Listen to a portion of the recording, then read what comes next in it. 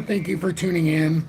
This is Gary Gensler testifying at the Oversight Committee in front of the financial regulator. It's in front of the Senate, but I wanted to share this. It's been going on for a little bit, but I'm going to play it. It's still live, but I wanted to start so that we could get it from where we needed to, and now we can watch it going forward.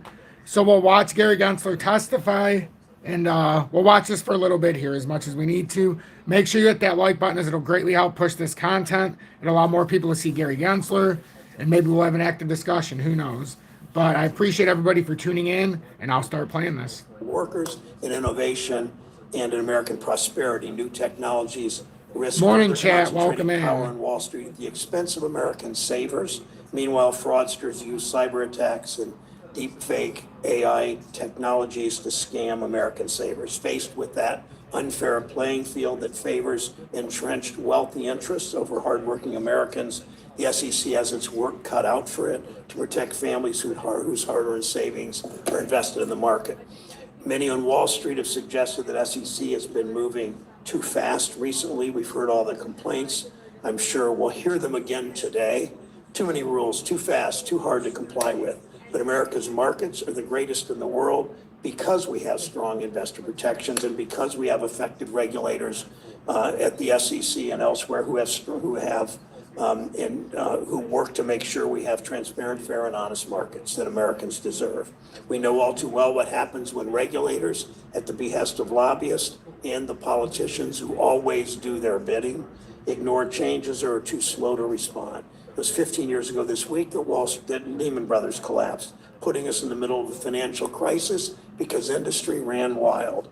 Look at the private funds rule the SEC recently finalized. Private equity and hedge funds manage tens of trillions of dollars in assets at the end of last year for pension funds and endowments, now even some retirement savers.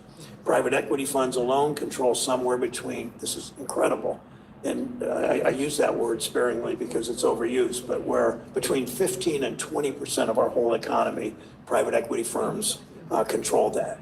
That number is going up every year, but all the Americans whose savings are controlled by these opaque firms haven't been able to get much information about how they're using people's money. Fees, comparable performance data, independent audits, disclosure, conflicts of interest by fund managers. Americans have been in the dark about all of it until now. The private funds rule will change that, thank you, and force them to tell people how much money these private equity firms are charging. It should be no surprise that the groups that complain that the proposed rule is too strong, too hard to comply with, and unnecessary, waited only days before running to their venue of choice, the Fifth Circuit Court of Appeals. Of course, it's always the Fifth Circuit, the most extreme and partisan circuit in America, and always willing to do special interest bidding, especially Wall Street's bidding. Same playbook we see over and over. Wall Street, corporate interests trying to use the courts to go around the public. What else are these companies trying to hide? Trillions in stock buybacks, for one thing. It's why the SEC update of corporate buyback disclosure will also provide much needed data on how executives are allocating corporate resources. That increased transparency will combine with our first ever tax on corporate stock buybacks. Together, they should encourage companies to stop throwing trillions of dollars at buybacks that enrich executives. Instead, start investing in their workers and in innovation. Commission also took important steps to address fraud and increase executive accountability. Under your leadership, Mr. Chair, the SEC finally took steps to complete two safeguards required under Dodd-Frank. The first was proposing a rule prohibiting conflicts of interest in the market for mortgage-backed and asset-backed securities. That sounds technical. During the financial crisis of 2008, Wall Street banks, predatory hedge funds bet against the U.S. market, housing market, and caused billions of damage. The second Dodd-Frank provision requires companies to work to claw back compensation from executives who earn bonuses based on flawed financial results. This committee's been working to enhance executive accountability by recently passing, and I thank the ranking member for this too, by a vote of 21-2, a bipartisan bill to hold bank executives responsible when they mismanage their banks. I look forward to the Recoup Act passing the Senate and becoming law. The past year, the SEC also advanced transparency by requiring companies to notify the market when they experience cyber attacks. We know this is a growing risk to every industry. Now there's a standard that ensures investors and policymakers know when these potentially devastating hacks occur. Of course, the FEC has continued to pursue enforcement action against all kinds of scam artists, those who target vulnerable investors, people who try to get away with insider trading, and crypto fraudsters. You've been busy. There's more work to do to protect American savers.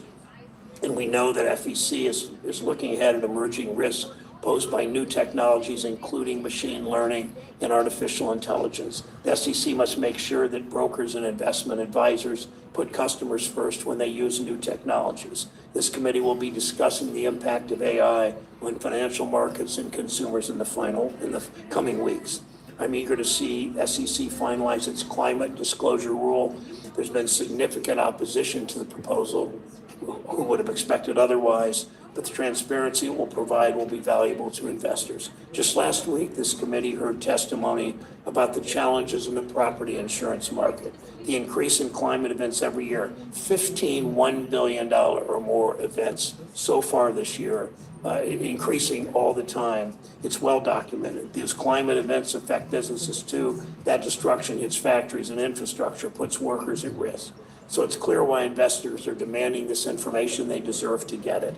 And we only need to look to events in the crypto markets in the past year to see what happens when markets lack transparency and conflicts go unchecked. Americans lose money. Since you testified last year, Mr. Chair, the FTX collapse showed how dangerous crypto can be.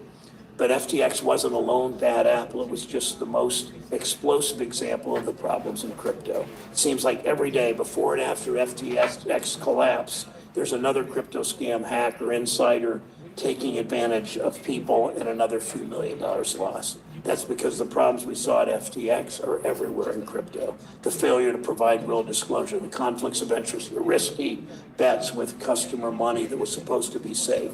FTX was just the biggest. And They're coming after us, folks, in crypto. It adds up to crypto. billions That's of what it dollars. comes down to. Meanwhile, bad actors keep flocking to crypto. They use it to launder money, to evade sanctions, to fund crime and human trafficking and terrorism.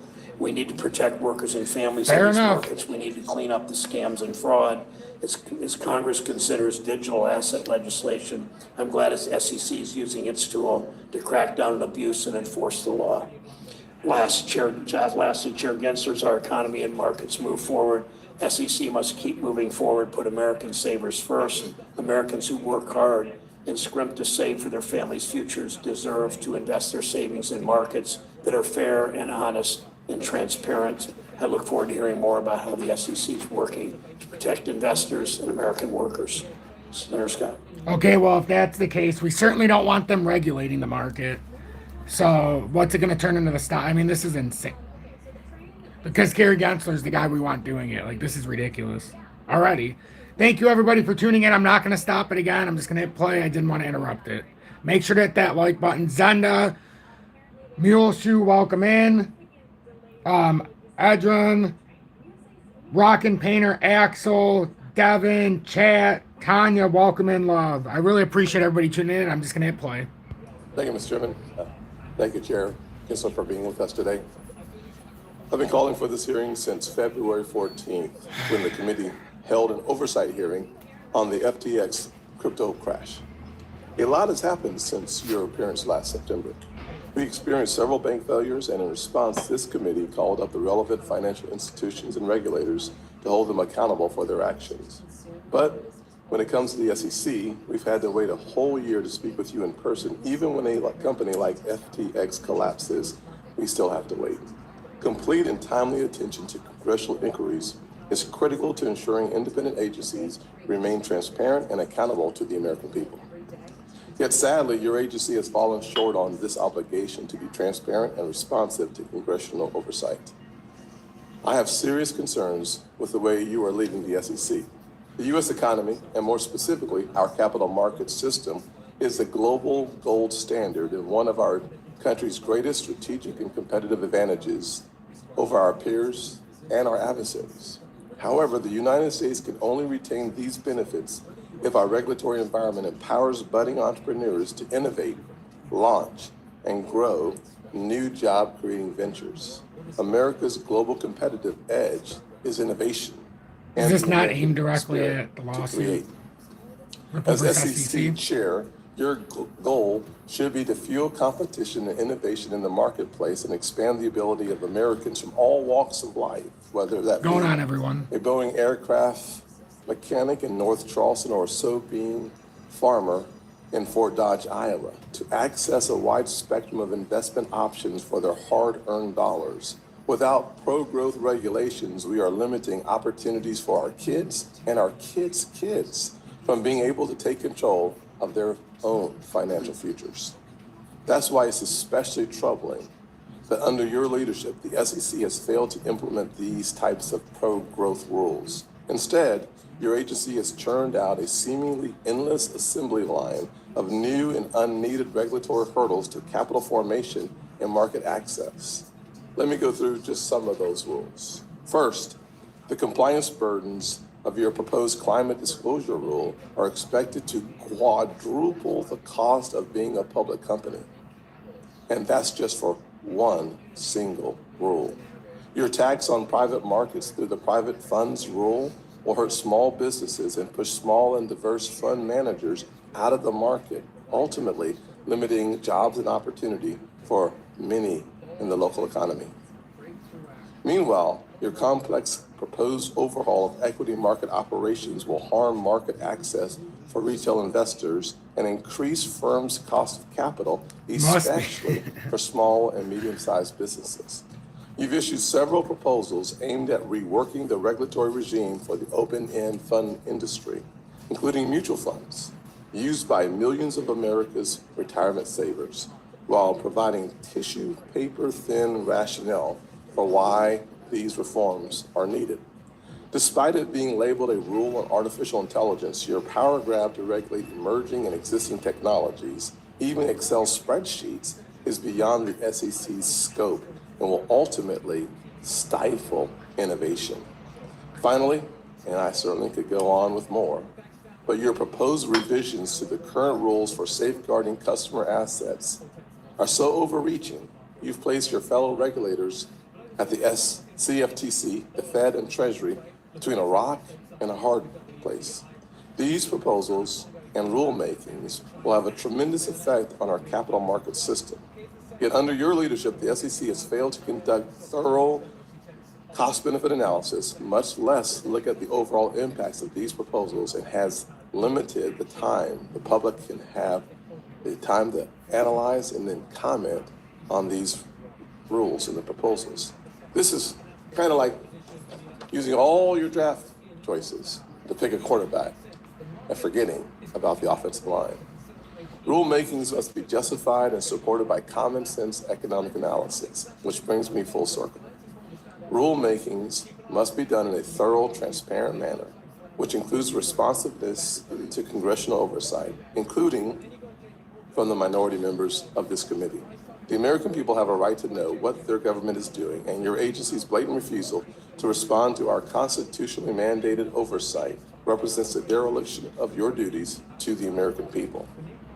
A few final thoughts before I close. I think opportunity can exist for all investors, and it should.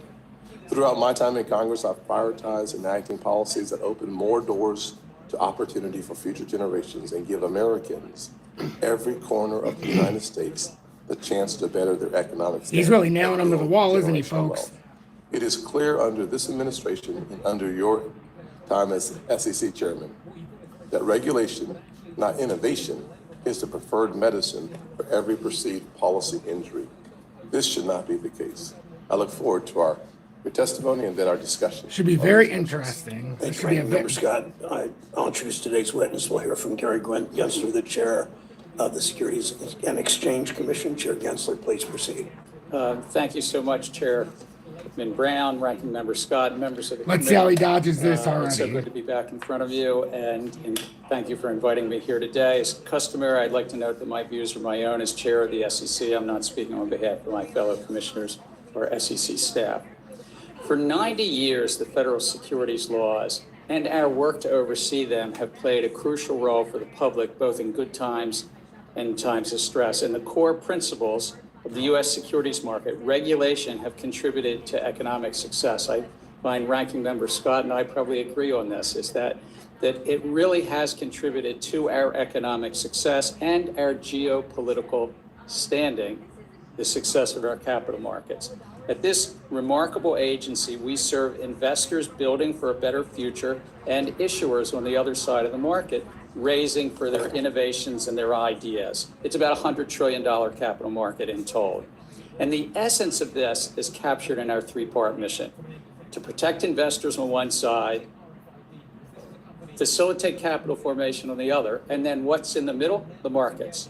Fair, orderly, and efficient markets. And the SEC is also a cop on the beat, watching out for your constituents. The dedicated staff of the agency does extraordinary work with limited resources in the face of significant growth of registrants, more involvement in our markets from individual investors, and yes, increased complexity. The SEC's head count actually shrank from 2016 through last year.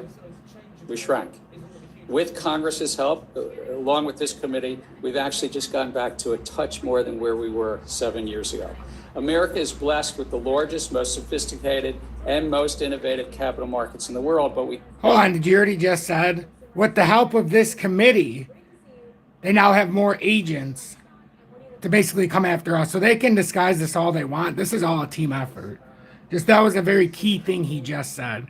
Limited resources. You've got all the resources necessary. You're the SEC. I mean, that's such a cop-out. cannot take this for granted. Yes, even a gold medalist must keep training. And that's why we're updating our rules for the technology and business models of the 2020s. My written testimony details those efforts, and I'm sure we'll get into questions on this rule or that rule, climate and crypto and the like. But I'd like to just put it all in context. We're updating our rules to promote efficiency, integrity, and resiliency in the market. That's our goal.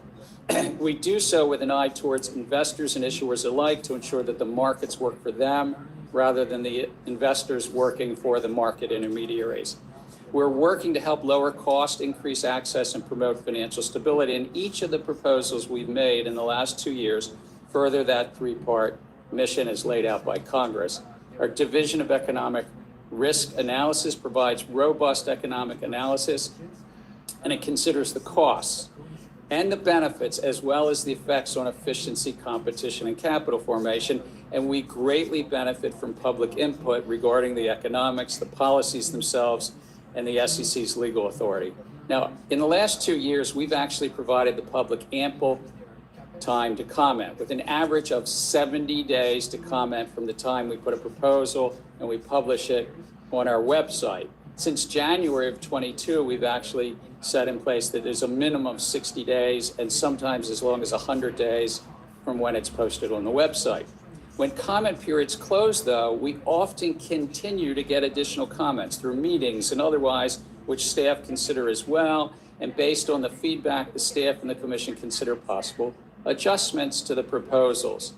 This process tends to take 12 to 24 months. And during that period of time, as we move to possible adoption, we only do so after we consider those comments, and we do so based upon those comments, make adjustments. Of the finalized 22 rulemakings that we've made, nearly all of them have changed based on public feedback. I'm grateful to work alongside the remarkable staff and my fellow commissioners to promote the efficiency, integrity, and resiliency of the markets. And with that, I look forward to taking this committee's questions. Thank you, Mr. Chair. Because there will be a huge turnout on both sides because of the interest in your work and holding you accountable and asking you questions, I'm going to more than usual enforce the 5-minute rule. Starting the questions with Senator Tester of Montana. Yeah, thank you, Senator Brown. I appreciate your courtesy. Chairman Gensler, thank you for being here. I appreciate it. You know, as many of the folks know, I'm somebody that's still involved. This should be fun. They're coming after him today. If I don't cut the crop doesn't get Make cut. sure that please, everybody, hit that like button. 30 likes, 68 people watching. It's the only way to push this out there so more of us in our audience can watch this. YouTube's not going to push this out for our general audience unless we're hitting that like button. I greatly appreciate it. But all I ask is you hit that like button. Thank you very much. Question is this: I wish we were all in a situation where we didn't need access to capital, but we need access to capital.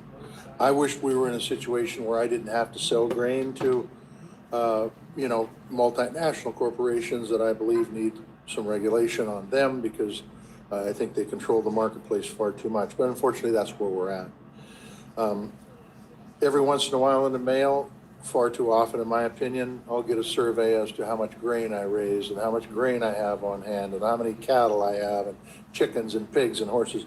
It's a real pain in the butt. And the problem is you get to do this over and over and over again. So surveys aren't something that I'm real crazy about, okay? Because I'm busy trying to make a living.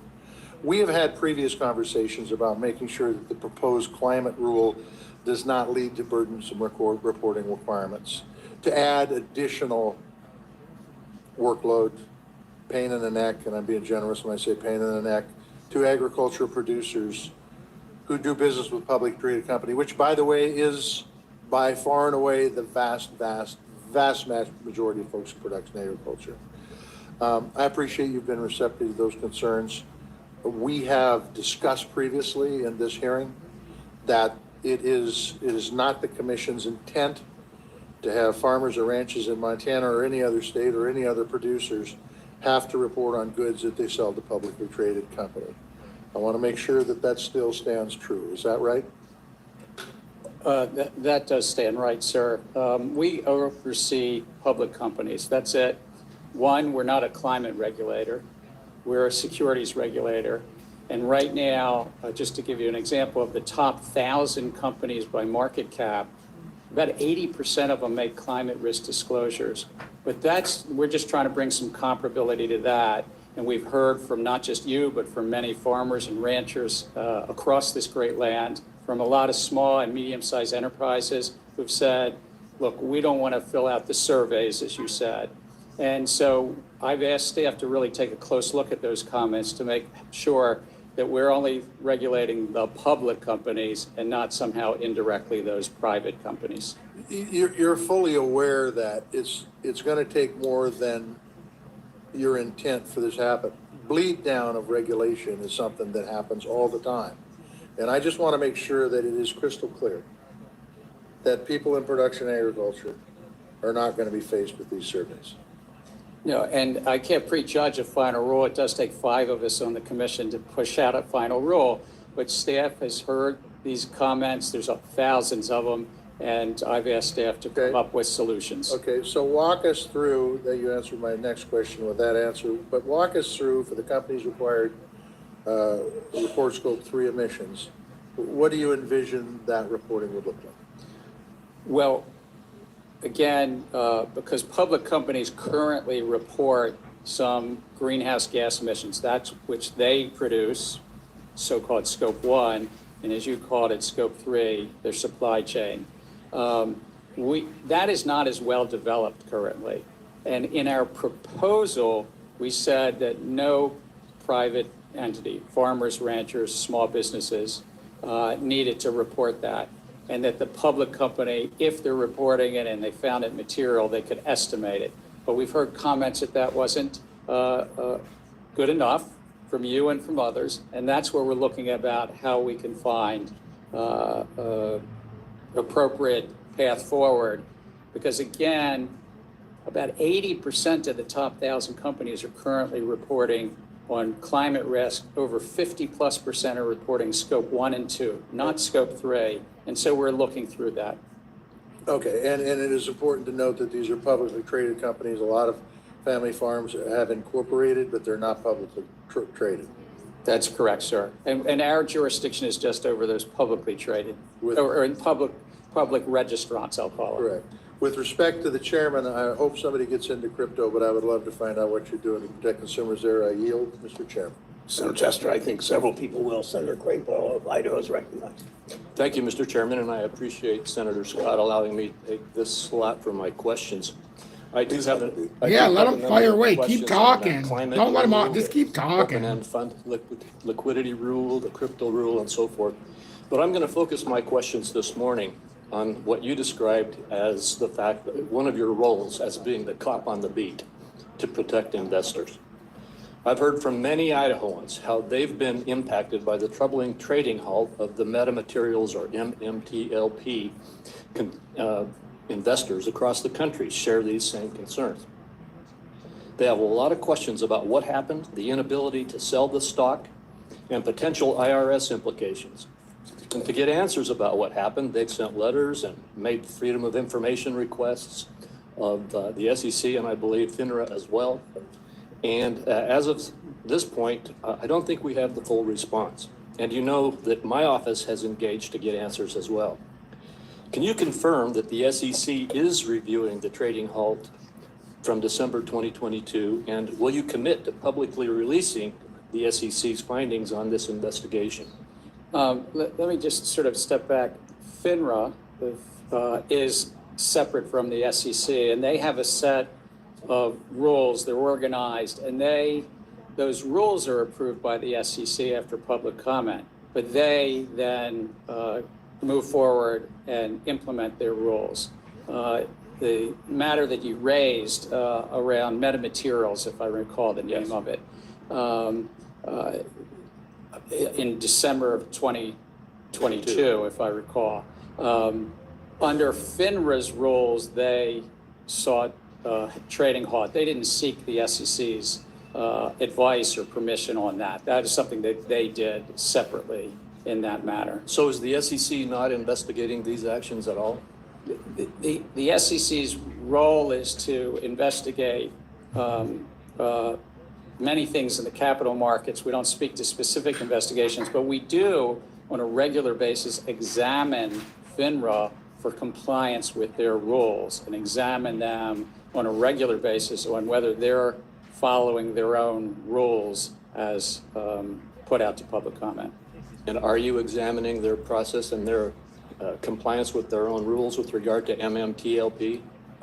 We regularly examine, because they're such an important part of the capital markets, we examine them annually, I think. Part of our division of examination has a whole unit that examines FINRA on a regular basis. Well, I don't know whether this question relates to you or FINRA or both, but the investors have asked for the aggregated audited share count for the MMTLP and for the blue sheet data to ascertain whether MMTLP shares were subject to counterfeit and naked short selling. Have FINRA and the SEC analyzed MMTLP for any potential fraud or wrongdoing? We seek to analyze fraud and wrongdoing wherever it might be in our capital markets, and certainly we're well aware of these matters, but I can't speak about specific possible investigations or even confirm or deny whether we have them, because it protects the markets. When we sometimes close an investigation and we don't find something, but certainly we could follow staff about the specific questions about data. All right, am I hearing you say, though, I do believe I'm hearing you say that there could be an investigation underway, but you can't give data about it. But Did you hear him? I won't give you data because we don't want to affect the markets. Like, is that not market manipulation? Don't let the market have false hope if there's information out there. I apologize for stopping, but I didn't want to interrupt. if there is an investigation underway into Hit these that like matters, button, please. and if that investigation finds answers, is that information not going to be made available to the public? We only make information as a result of any investigation public if we either settle or bring charges in competent courts. And that's really helps protect the public and protects individuals when we don't bring charges. Well, then how are investors and frankly, Congress to know whether you have even undertaken such an investigation or whether such an investigation has resulted in any outcome? Again, part of, I think, the trust in our capital markets is being a cop on the beat, but also when we close investigations that do not result in either litigation or a settlement, that's really between those various registrants or market participants that it's been closed, and they have a right to say if it's been closed or not. Thank you, Senator Gray. You can follow up, obviously, with written questions. I see that my time has expired. I will be following up with you on this issue, Chairman Gensler. I look forward to it, Senator, and just let us know when you'd like to. Thank you, Senator Gray. This week is the 15th anniversary, Mr. Chair, of the collapse of Lehman Brothers, as we've discussed. The '08 financial crisis showed us all how everyday people can have their lives turned upside down due to Wall Street greed. Now Wall Street's pushing back on your attempts to make them tell investors the real facts about their businesses. These fucking What time limits are a steps joke. is FEC taking? We got 5 minutes. Like, what to a ensure joke. that investors and savers have the information they need to make informed choices? Well, investors get the basic bargain. They have to have complete information. And so that's, if they're public companies, to really have that full, fair, and truthful information. And is that discussion we had with Senator Tester about climate risk, or what you mentioned, Senator, around cyber risk. Material information is part of what they need to make their choices. Also in crypto, that to the extent a crypto token is a security, that investors get a chance to make their decisions based on that full, fair, and truthful disclosure. You noted in your testimony, the SEC recently finalized the private funds rule that will require private equity and hedge funds to increase transparency for their investors. How will providing additional information on fees and performance help protect workers' pension funds, especially also charitable endowments and for other investors? So this field has grown significantly over the years, measured, as you said, well over $20 trillion of assets. Well, standing on one side are the investors, and those investors often are pension funds. Bingo, and the George. workers and the teachers and firefighters in your districts and your states benefit.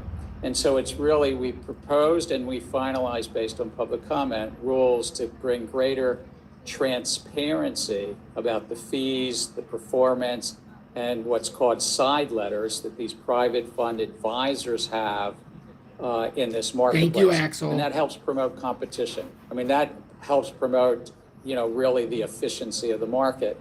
And if the cost come down, that means the returns for retirees You got goes it. up.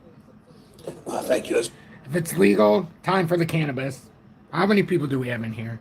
88 people watching this. I find this incredibly important. Please share this to your social media so everybody else can see this. I would greatly appreciate it. Hit that like button, as the more people that like it, the more we'll get pushed through the algorithm. Join Tom's Army if you want to show further support, but I just want everybody to watch this. Super chats and all that, that's up to you, but honestly, it's about the information, not about showing your support on this one. Just hit that like button. As promised to Senator Tester, there will be at least one question, a series of questions about digital assets and crypto. Frauds and scams in the crypto markets cost consumer millions. Decades ago, the same kinds of problems were all over Wall Street. Unscrupulous promoters pushed investments in speculative or even bogus companies in some cases. Investors cashed out, putting their interests ahead of their clients' interests. We cleaned up our markets through investor protections like strong disclosures, conflict of interest rules, always a work in progress. Thank you for that. But U.S. markets, as we know, lead the world in transparency and integrity. Question, Chair Gensler, if crypto markets lived up to the investor protection principles Thanks of for lying to other us, Mr. markets, Brown. would that help protect Americans from the crypto abuses that cost consumers billions? That's from the SEC and the If government. they were to live up to the investor protection built into their current laws, it would help investors. But right now, unfortunately, there's significant non-compliance, and it's a field These guys are a which is fucking joke. rife with fraud, abuse, and misconduct. Thank you. Senator Warren and I have introduced our bill to create comprehensive standards in workforce disclosure because we know the investment in worker development and training is critical to so many industries. I'll be entering a question for the record on that important issue, and I think that Senator Warner will be asking about that later. Last question. Majority of the largest companies already disclose information about climate and greenhouse gas emissions on a voluntary basis. They do so because investors demand that information, but without a clear standard, that information is not easily digestible and is not comparable across companies.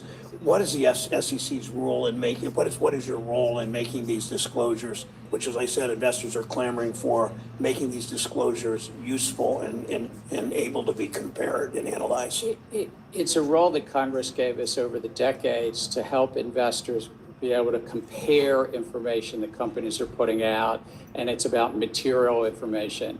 And investors, as you rightly said, are making decisions today based on the climate risk disclosures, including greenhouse gas disclosures of the major companies in America.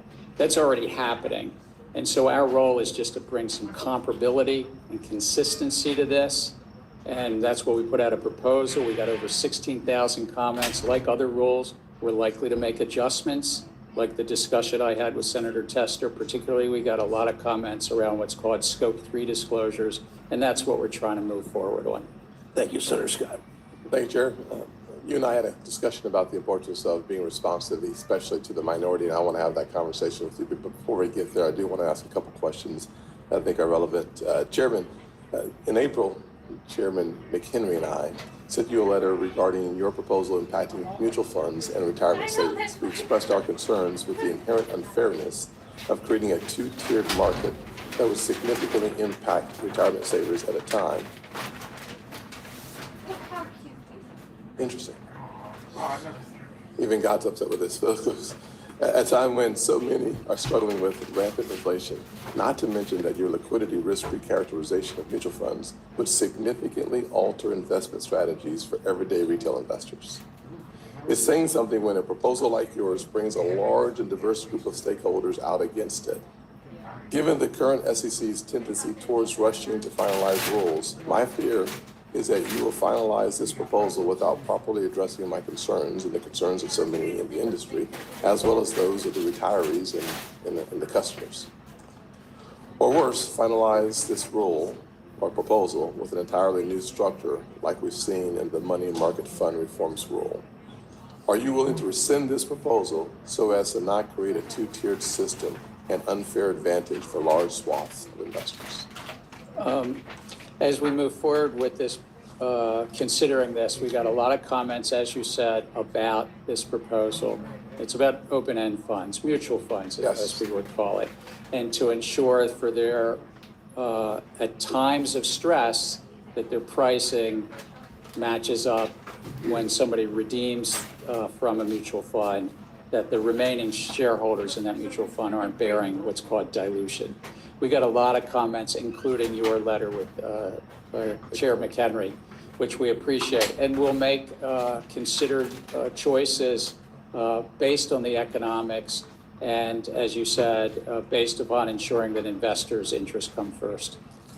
I think it's incredibly important, and I bring that up because as a guy who used to sell mutual funds, I see the challenges that will be presented to customers who are purchasing those mutual funds and frankly, the two-tiered system that I'm talking about. But relatedly, despite your reassurances that the public, especially the millions of everyday investors most directly impacted by these proposals, would have sufficient opportunity to provide feedback through the notice and comment process, your agency provided just over 90 days to sift through nearly 1,700 pages of 4 proposed rules wrapped into one proposal. This same proposal included roughly 1,200 questions from your staff for industry feedback. If you have over 1,000 questions, I fail to see how you can say with a straight face that you have issued a proposed rule and not a request for information. Do you think 90 days is a reasonable amount of time for the average investor or small business to digest a complex proposal that includes 4 rulemakings, including by answering roughly 1,200 questions, again, in just 90 days? I feel very proud of the agency and the work to comply with the Administrative Procedures Act, to seek that public comment in the equity market proposals, as you mentioned. We voted them in December of last year. We kept the public comment file open until March, the end of March, so 100+ days from when we put it on our website. And we continue to get meetings and comments and the staff No takes problem, those into Ron. consideration It's as well. important. I'll just say that 12 This is the kind of stuff that's important, but not as many people will watch. So I really appreciate everybody watching this with me. 100 questions for small businesses, investors to answer in a 90-day window seems a bit of a high bar. But the Dodd-Frank Act required about 400 rules for financial regulators, and 67 of those would come from the SEC. Today, it seems like we are living in the twilight zone, asking people to comply to unrealistic timeframes with too many questions, and frankly, as you can tell, too many rules from my perspective. According to the Committee on Capital Markets under your leadership, the SEC has put forward 47 proposals, about the 22 of them in the first several months of your. Muggs, the short answer here is, what does this mean? I apologize. I won't stop this again. I'm trying not to stop, but some of the questions need to be. Muggs, what this means is if the SEC, or if Congress gets their way, the SEC is going to have to back off on regulation with crypto. But as we've seen with the IMF, the International Monetary Fund, they're going to go after every country, it looks like, to tighten their crypto regulations. So it doesn't look like Gary Gensler's alone. This is a narrative. He's just the face right now. Leadership. What's even more troubling is these rules stand to completely change our capital market structure, which benefits the average investor more today than at any other point in history. The breakneck pace you are pumping out regulations should not be applauded. The regulations the SEC has proposed under your leadership are unjustified and are sowing discord and confusion for industry and market participants alike. How do you square your mission, which includes maintaining fair, orderly, and efficient markets, with the upheaval of market functioning you aim to create? Now I only have 10 seconds for your answer because he's getting ready to cut me off. I thank you. I would note we take our three-part mission very seriously, but Bloomberg Law recently wrote an article that said we're actually behind three predecessors, Chair Clayton, Chair Shapiro, and Chair Pitt, that in those 22 final rules, that we're fourth out of all three of my predecessors did more final rules in their first 2 years and 4 months. We take this very seriously. We're not working against the clock. It tends to take 12 to 24 months. If we were to finalize a rule, we've reopened 18 of the rules. There will be changes in most of these rules based on public comment and economic feedback. Thank you. I know that Thank you. over time. Thank you for your Senator Menendez of New Jersey is recognized. Thank you. The use of artificial intelligence is becoming increasingly prominent in a number of industries, including the financial sector. The tools can provide enormous benefits to investors, but they also come with a variety of potential risks. Can you describe how the financial sector is deploying You and I AI? both, And Christian. what are some of the Tanya and potential risks chat, you can thanks see for as watching AI at tools work. become more widely used in the capital markets? Predictive data analytics and artificial intelligence already have been used and used extensively in finance, even before the recent ChatGPT. It's used in robo-advising and in brokerage apps, but it's also used by large, sophisticated investors who may be listening to this testimony right here and having computers analyze it and making market decisions. That's called sentiment analysis. But they also drive efficiency in the documentation and compliance, and insurance companies are using it to also to do claims processing, to comply with anti-money laundering. I think there are some risks, though. There are some risks in our capital markets, some which could lead to conflicts in the market, and we put out a proposal to address those conflicts. Some that are harder to grapple with. There may well be that the financial crisis in a number of years or in 10 years is because we find everybody in the mortgage market may be relying on one model, and we all go, my gosh, I didn't realize there was one AI model. I want to point to something you previously commented on, which, and I'll quote it, the challenges of explainability may mask underlying systemic racism and bias in AI predictive models. Minorities already face disproportionate trouble in accessing capital, and poorly built AI tools have the potential to entrench or expand those gaps. So it seems to me that while we can think about what AI can do in the positive sense within the capital markets, the SEC should be focusing on mitigating what are the potentially negative risks Is that something that you're focused on? We put out a rule for a comment and proposal around conflicts in the market when a robo-advisor or brokerage app is taking into consideration their interest and maybe putting that ahead of their investors. You also ask an important question about there's often biases in the data themselves. The data being collected often reflects the biases in our great land. And unfortunately, then investment decisions, investment advice might be based on those biases. And outside of our jurisdiction, of course, in other agencies' jurisdiction, credit allocation could be based on those hard to explain data and biases. So I share your concern, but at the SEC, we are absolutely focused on some of those issues around investment advisors, robo-advisors, so to speak, and brokers. 2 years ago, the SEC's Asset Management Advisory Committee unanimously submitted 4 recommendations for actions the SEC could take to improve diversity in the asset management industry. You and I have spoken about this several occasions. And the last time you were here, the SEC had adopted 2 of the recommendations. You said the other 2 were still being considered. Can you tell me what progress has been made on adopting the other 2 recommendations, particularly the requirement for enhanced disclosures by investment companies and advisors regarding diversity within their workforces and leadership? Well, thank you, sir. With regard to that recommendation, one thing we did do, and it was about the time of this committee hearing last year, was that the staff put out an answer to a question we frequently get is whether somebody can take into consideration an asset manager's workforce diversity and still be in compliance with their fiduciary duty. And we answered that in the affirmative, consistent with the rest of their requirements in their law.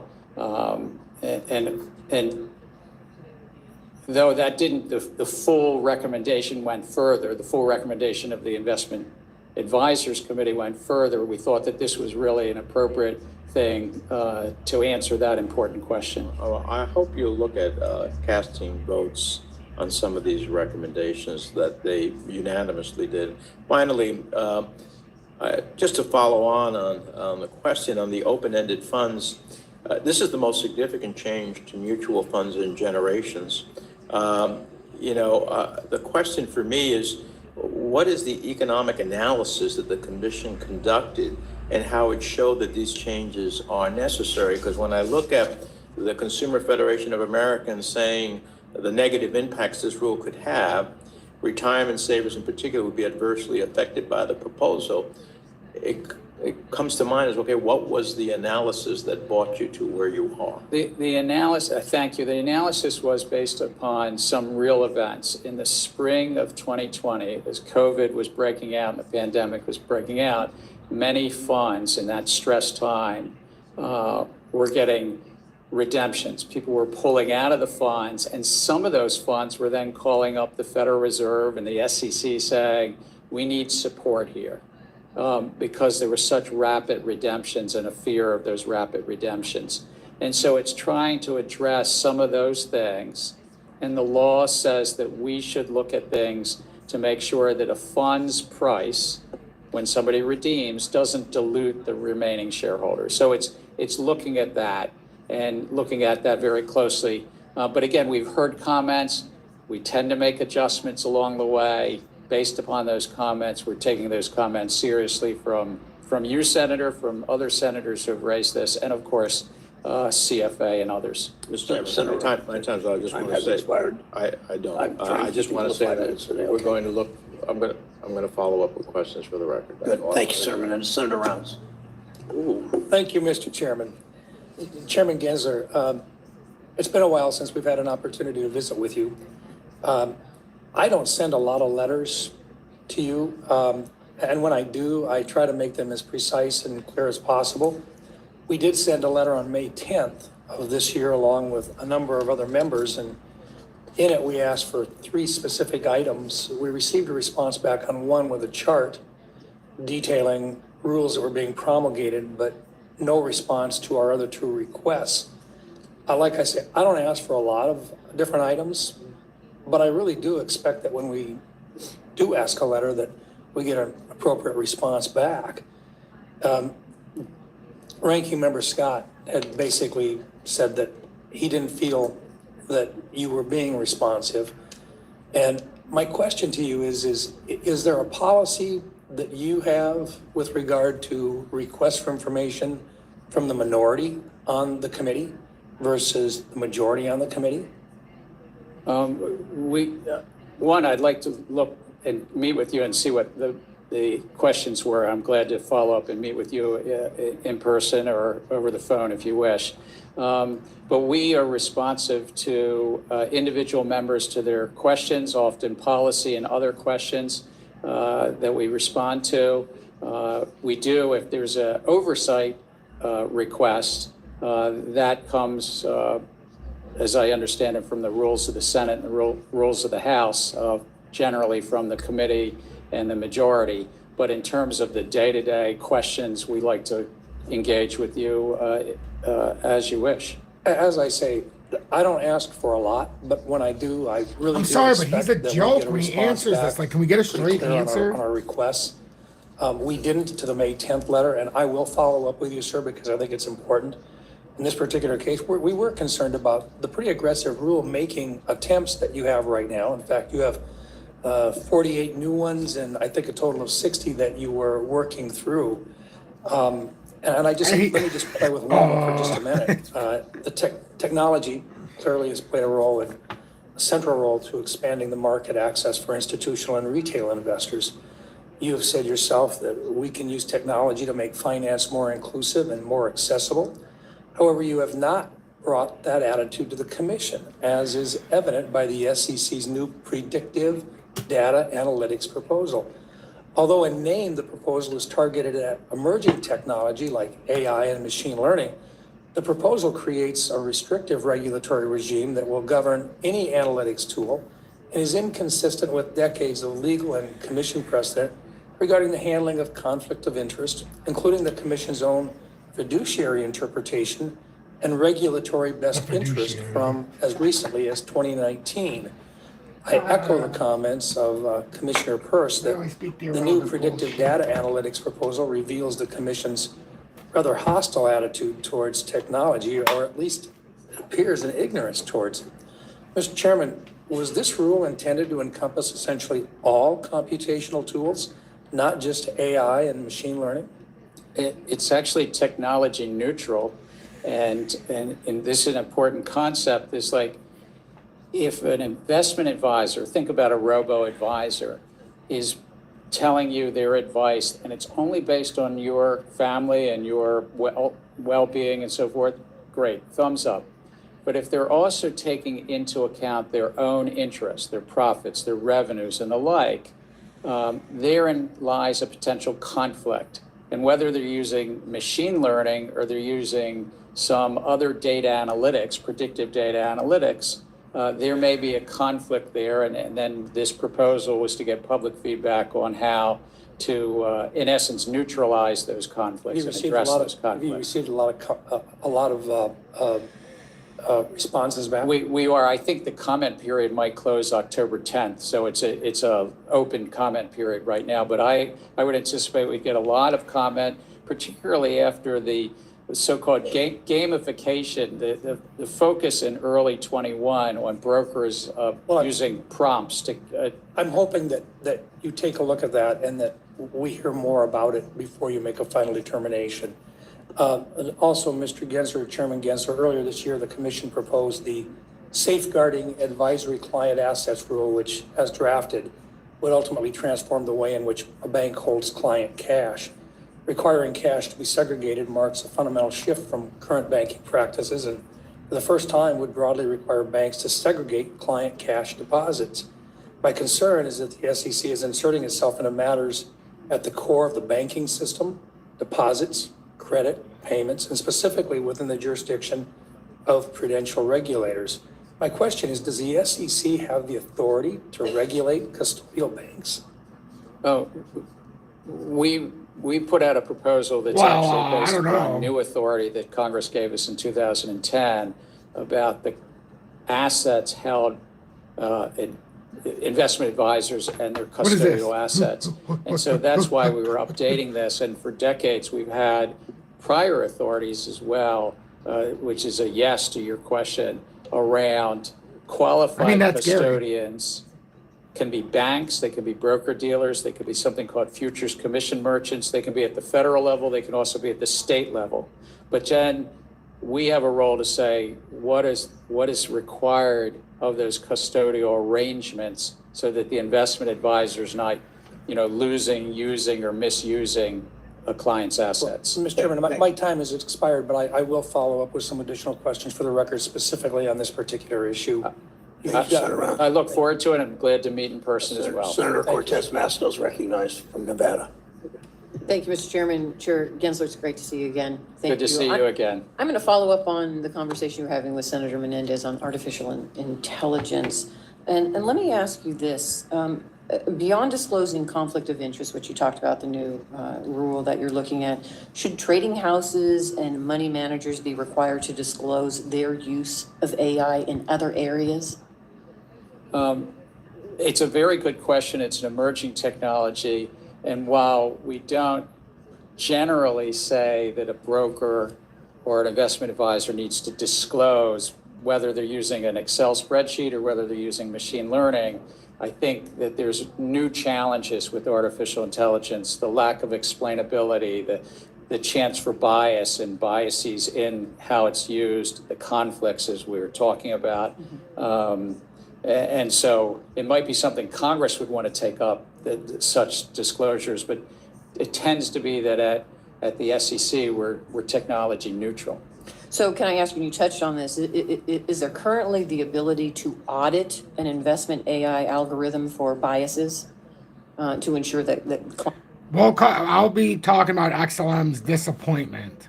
I just haven't talked about it because there's really nothing to talk about. I mean, there is, but they definitely put it out as if it was going to be something a lot more than it was. And I'm going to tell you right now, there's going to be a lot of really pissed off people. retail customers are receiving advice in their best interests? It's a very good question that computer scientists as well as policymakers need to grapple with. But the nature of artificial intelligence is that it is sometimes has so many factors, millions or not even billions. Oh, Siri, and this is all variables that it's staged. looking at. It's very hard, Very easy on them right to now. explain. And humans are very intelligent, but these models are hard to explain, and thus there can be biases that are hard to explain. And so it's something that I think is a worthy policy area for further consideration. And then finally, on the regulatory side, let me say, how do you envision the SEC using AI for market surveillance, for analysis, and in enforcement activities? So we already do in some market surveillance and enforcement actions. Oh, at least he's being honest. To look for patterns in the Damn market. right. And I know that some of the self-regulatory organizations do as well.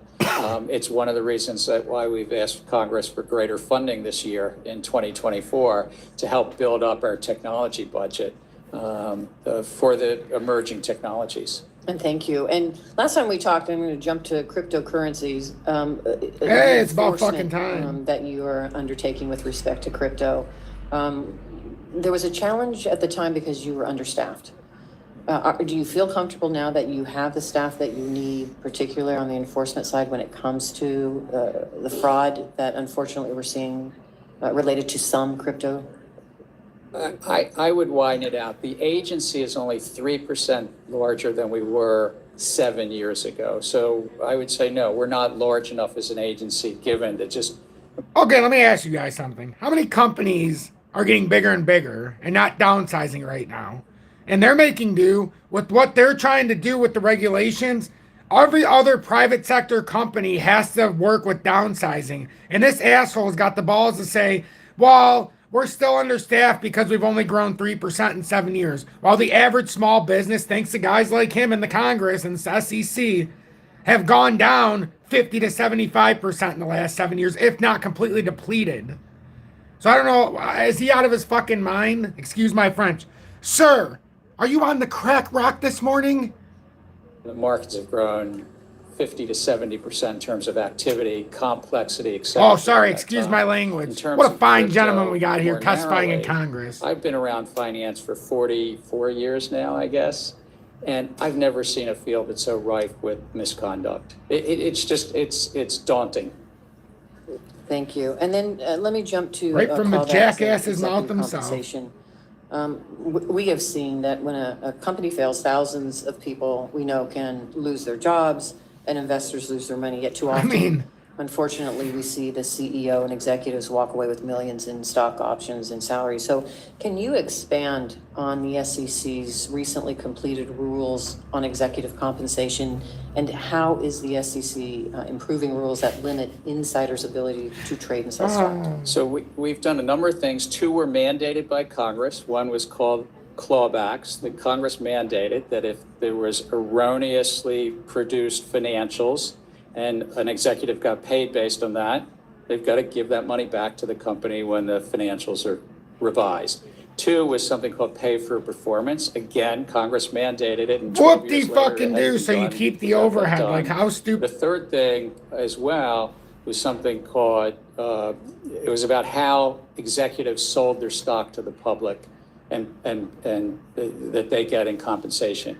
And we basically, This of guy's a course, said fucking that you had to wait at least until the next quarter's financial results were published. You had to have at least a 90-day cooling off period. To follow the plan, it's got to be kind of on automatic pilot, and then at least 90 days had to go by before you could sell. And that only went into effect about 6 months ago. Thank you. Thank you, Mr. Chairman. Thank you, Senator Cortez Masto. As I mentioned at the outset of the hearing, we are more strictly enforcing than I normally do the 5-minute rule because it looks like 20 members showing up. So Senator Tillis is recognized from his office.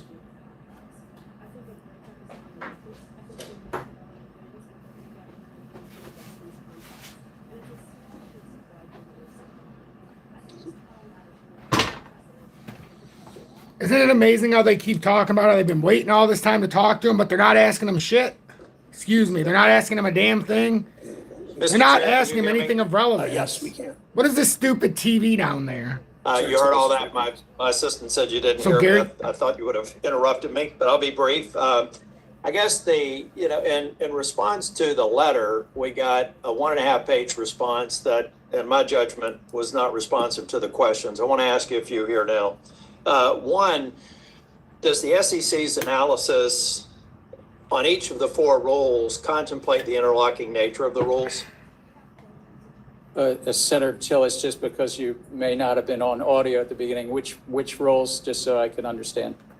We're talking about. He was on regulation, audio. best We heard him. execution, order completion rule, minimum pricing increments, and disclosure of order execution information. Thank you. Each of the proposals have a robust economic analysis that speak to each of those individual matters. One, which was disclosure, as you mentioned. One, which is the agency itself adopting a best execution rule. One, updating the market structure. I understand the And so each individual- of those individually address the economics of each of them. Individually, but are you saying Hey, how about there's not no an answer I could give? there's no reason to actually understand the interlocking nature of them? I mean, if you're analyzing down a stovepipe, but are you really doing the kind of analysis to understand how they're going to work in tandem as they get promulgated? So there's 2 other things that we do. It's a very good question. One is we do ask questions about that, and we receive a lot of comments. But secondly, if we were to finalize any one of those 4 rules, and we do this on other rules as well, we then incorporate that in what's called the economic baseline. Every one of our economic analyses, as one of its tenets, has a baseline. So if we were to finalize one of these rules prior to others, then we incorporate that in the economic Well, lunch with Tom analysis. starts at 1. Okay, I'm going to submit a couple of questions for the record, but I just wanted to say that the response. You know, honestly, they might as well just ask him, sir, did you have pizza for dinner last night? I mean, let me ask him the questions. I beg you, let somebody like me ask the questions. Like, excuse me, Mr. Gensler, how can you continue pursuing XRP and the Ripple versus SEC or SEC versus Ripple case when you've already said it's nothing but a computer code? So how exactly are they selling it in a way that yada yada yada that could be deemed as scary, blah blah blah? He'd be like, I don't know what the fuck you're talking about. That's not on the script, you cocksucker. Oh, excuse me. Let me continue this before everybody leaves. Was a bit disappointing. It more or less referred us back to the Make sure you hit that like to the SEC website. But I want to touch on something that Senator Rounds asked about, and it's the safeguarding advisory client assets rulemaking. Given the impact that it has on core banking activities, at what point in drafting did the SEC actually consult or confer with prudential regulators? I know that our staff has ongoing discussions. This was a new authority that we got in 2010, and the team that worked on it actually had been working on it for 12 years. So there's been... I'm sorry, but you remember that TV we seen? He always looks down at it, and then sometimes he'll laugh. Do you think they're putting like things on the TV, or there's somebody else that we're not seeing? Like, because every time, watch the people behind him, they're all staring as well. It's so weird. It's creepy. And then they all laugh at the same time. Ongoing discussions off and on with bank regulators over those dozen years. But in terms of this specific rulemaking, certainly since it's been out, there's been discussions. But I couldn't tell you how many times over the 11 or 12 years before the staff had been working on it. Mr. Chair, I am going to submit for the record letters from industry that on a couple of subjects, but on this particular subject, it appears to me that there hasn't really been an extensive vetting and discussion with the prudential regulators, and we'll get back. We'll submit that for the record. But Chair Gensler, unless I can be convinced that there was significant engagement, why wouldn't we just put this rule on hold until we got a more fulsome response, better basis for execution? Because, Senator, what we do is we put things out to proposal, we get public feedback, sometimes we re-propose, we've done that a number of times, or reopen. Okay. And often we just moderate, we change, we adjust based on the public feedback, and we've done that on nearly every one of the proposals that we've adopted, these 22 adoptions. Just real quick, number one, I'm curious about the analysis that you've done to determine how the rule would impact market liquidity. I'd like to get that. I'd like to ask that for the record. I don't think you could possibly answer that in 45 seconds. I'm going to honor my time limit. I'm also kind of curious as to whether or not you've completed an analysis. If you have, I'd like to see it on the cost borne by the investor on the requirements for the proposal. Just a quick answer within 30 seconds. Have you done much in the way of work, and can we look forward to a detailed analysis on the liquidity question and the impact on investors? We do on each of our rules look at the economics, and depending upon the rule, some are very germane to liquidity and some are less germane to that. But we do that, and that detailed analysis is put out to public comment. And as you said, Can we it's get on our that public information website. for the record? Yes, but again, it might be that which is already on the public record. I want to be candid with you, because that's the analysis that we've done. Thank you, Mr. Chair. Until Senator Warner of Virginia is recognized. Thank you, Mr. Chairman. Good to see you, Mr. Chairman. I was going to greet you a lot, but I got a 5-minute timeline that Chairman Oh, I specifically hear gave you, me that Chairman. notice on 5 minutes. I got 2 topics. I'll get them right away. First is the whole question around human capital disclosure. We all know. Probably. Oh, I know. 7 years They ago, definitely do. 78%. They're definitely book using value was in the plant and CGI equipment. now. We're now at The over holograms. 90% in terms of intangible assets, intellectual property, and human capital. I think investors want to have that kind of information about what companies are doing in terms of investment in their workforce, their biggest asset. Last year, Chairman Brown and I sent you a couple letters. Just yesterday, we reintroduced the Workforce Investment Disclosure Act. And before my colleagues say, oh my gosh, is this some rearing This guy again of could ESG fucking fill in or for anything? I was Humpty like, Dumpty. No, this is something that Chair Clayton, under President Trump, took the lead on. Given the fact that there is this consensus that companies and investors want to know how they're doing in terms of investing in human beings, recruiting and retaining. Last September, you'd like to see, you testified that this was one of the items that were on your agenda. Where are we and when can we see more action? Again, you mentioned Chair Clayton. We wanted to see the data and see what happened off of that rule from 2020 for the first 2 years and build upon that. And really be targeted around turnover and workforce issues. And there is some consensus around that, and just trying to find.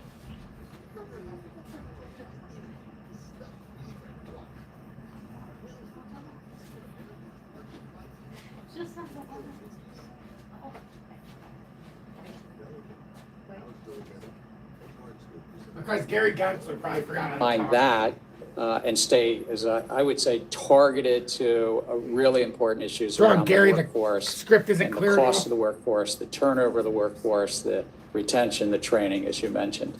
Well, we'd like to see action. I know you've got a big agenda on this one. I'd urge you to move expeditiously. And again, I say particularly my Republican colleagues, I don't think we can find a CEO anywhere in America that doesn't say their workforce is their number one asset. And the fact that we have such little reporting on that, I think, is an area where we need improvement. I'm going to move quickly to AI. I concur with Senator Cortez Masto on some of the questions she raised, and Senator Menendez. I'm chair of the Intelligence Committee, and I see upside, but I see huge downside. You are You didn't raise any expert, questions. from your work at MIT, from your July 17th You haven't asked a damn speech. thing. As we think about how we get our What have arms they around asked? this, I actually think the two enterprises in our society that are most subject to interference from AI in terms of undermining public trust is faith in our elections, and there's a lot of talk about how More bullshit, AI can continue. manipulate as we go Bullshit. into the presidential election. But the Gotcha. other entity that is totally reliant on public trust is public markets. Bullshit. Oh, again, And more manipulation. I'm concerned. I mean, we've let's seen talk some reality a little here. bit This of is all activity bullshit. here where Next. the fake Get this guy filing off the Pentagon, stage. And that interfered with the market. I'm candidly surprised that we've not seen a lot more interference in Fortune 200 to 500 companies, not only in terms of deep fakes, but AI too. What are you on, fucking crack? It happens every day. Products, or frankly, false filings in terms of regulatory entities. Is this guy out of his mind? Does he see the environment we're in the economy and see where the stock market's at? Hello, dumbass. That's the manipulation you speak. That isn't even happen. What is this guy, insane? I'm telling you, these guys think we're all fucking retarded. Excuse me. They all think we are mind numb. They all think we are so stupid that we cannot unscramble it. I mean, this is insanity. Anybody who watches me on a daily basis, you know this guy's so full of garbage right now. Who gives a shit about the elections? That's all nonsense in its own right. So that's why I always say they divide you through the elections, whether right or left. It's a public division, and they always use the elections and the public trust with all this nonsense. I don't give a rat's ass about the public trust or the elections or meddling in it. I don't care about that.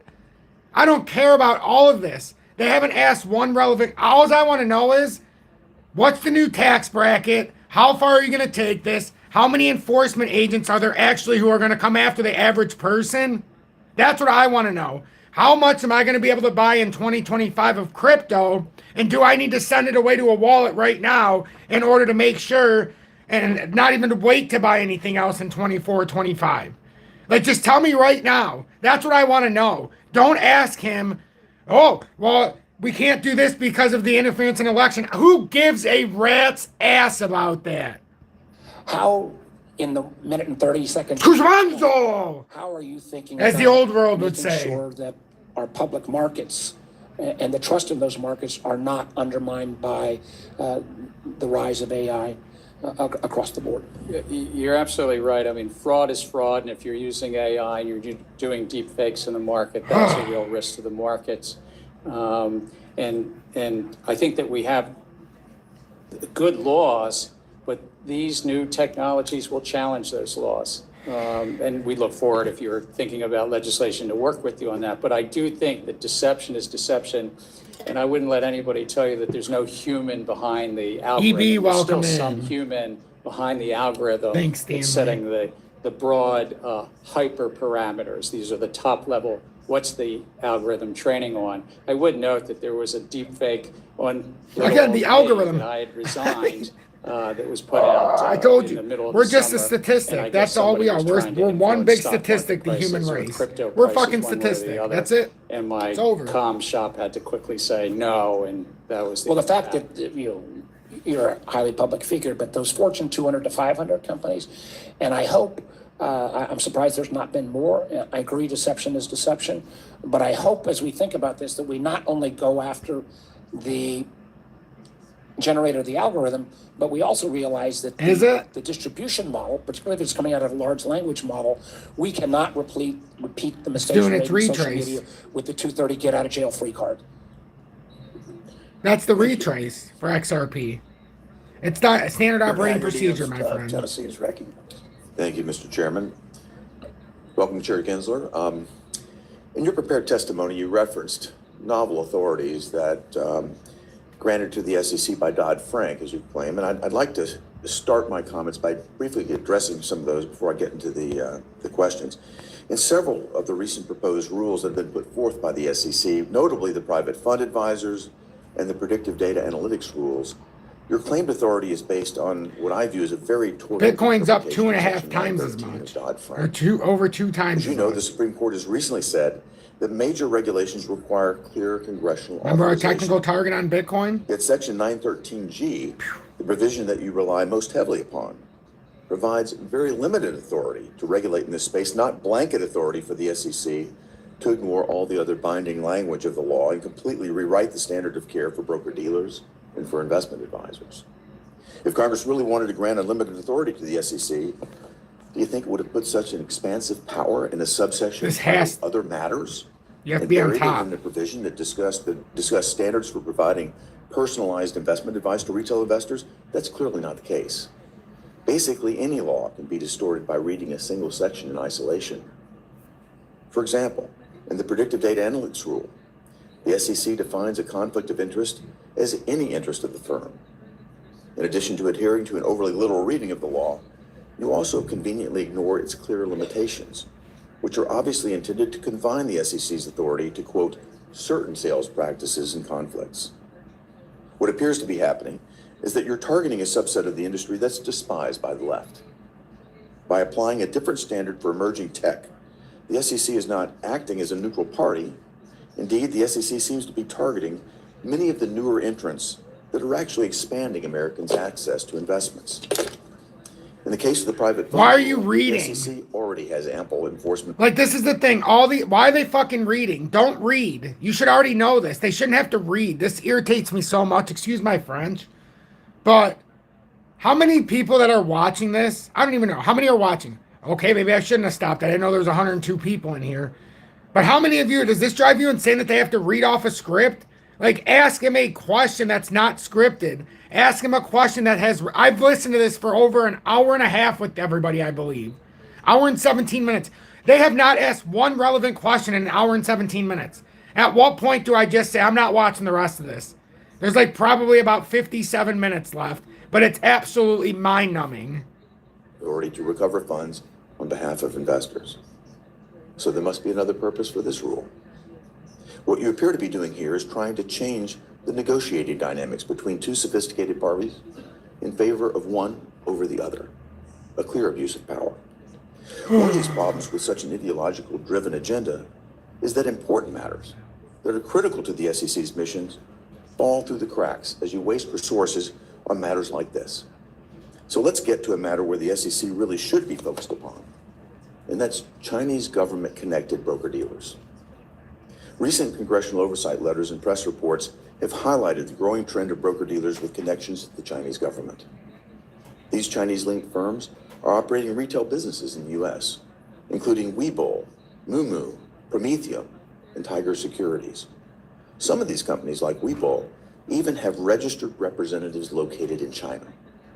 As you know, Chinese law is far different from U.S. law. They don't play by the same set of rules. So my question is, how can the SEC and FINRA actually oversee registered representatives and employees of these firms who are located in China? And why should these firms be allowed to register and do business with retail customers in the United States? You raise a good question, and regardless of broker's location, whether in China, whether in Europe, anywhere, they want to be in our markets, they've got to participate and play by our rules, absolutely. And they have to be subject to them and subject to examination and have openness to that. And Well, how do you examine and impose the rules on these guys located in China?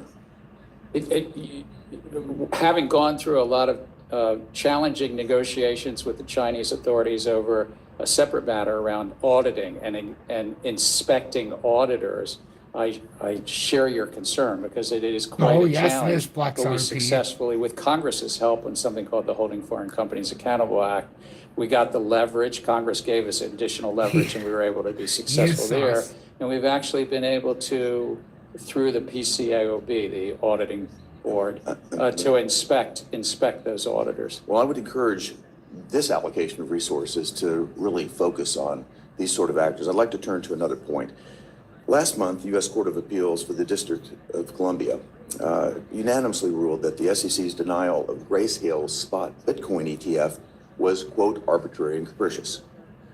They argued that the product is mathematically indistinguishable from already approved futures products currently trading on U.S. exchanges. So my question is, can you explain what the SEC needs to see in a filing to approve a spot Bitcoin ETF? And what questions do you still need answered from issuers about the market and or market infrastructure in order to allow this to happen? I'd just like to get some clarity. Be very brief, and we're moving on. Chair Gensler. Senator, I thank you for the question. We're still reviewing that decision and reviewing. We have multiple filings around Bitcoin exchange traded products. So it's not just that one you mentioned, but it's multiple others who are reviewing them, and I'm looking forward to staff's recommendations. So in similar questions. Thank you, Mr. Chair. Senator Warren. Hold on for a sec. Think of the hypocrisy here. They're trying to simultaneously approve a Bitcoin and Ethereum ETF. The Ethereum ETF is most alarming, knowing that we already had the Hinman documents and the back-end collusion that was going on. This man was well aware of what was going on. So that's the manipulation we talk about. That's the reality of it. And Mateo, the fact you had to ask me that question shows you have not been here long enough. And that's just very disrespectful. You haven't even, have you seen what's been built around here? But that's all I'm going to say to that because I don't respond to that anymore. Massachusetts. Thank you, Mr. Chairman. So the job of the SEC is to protect investors, not the fossil fuel industry. And when you were nominated 2.5 years ago, you said that giant corporations should not be able to hide their climate risks from investors.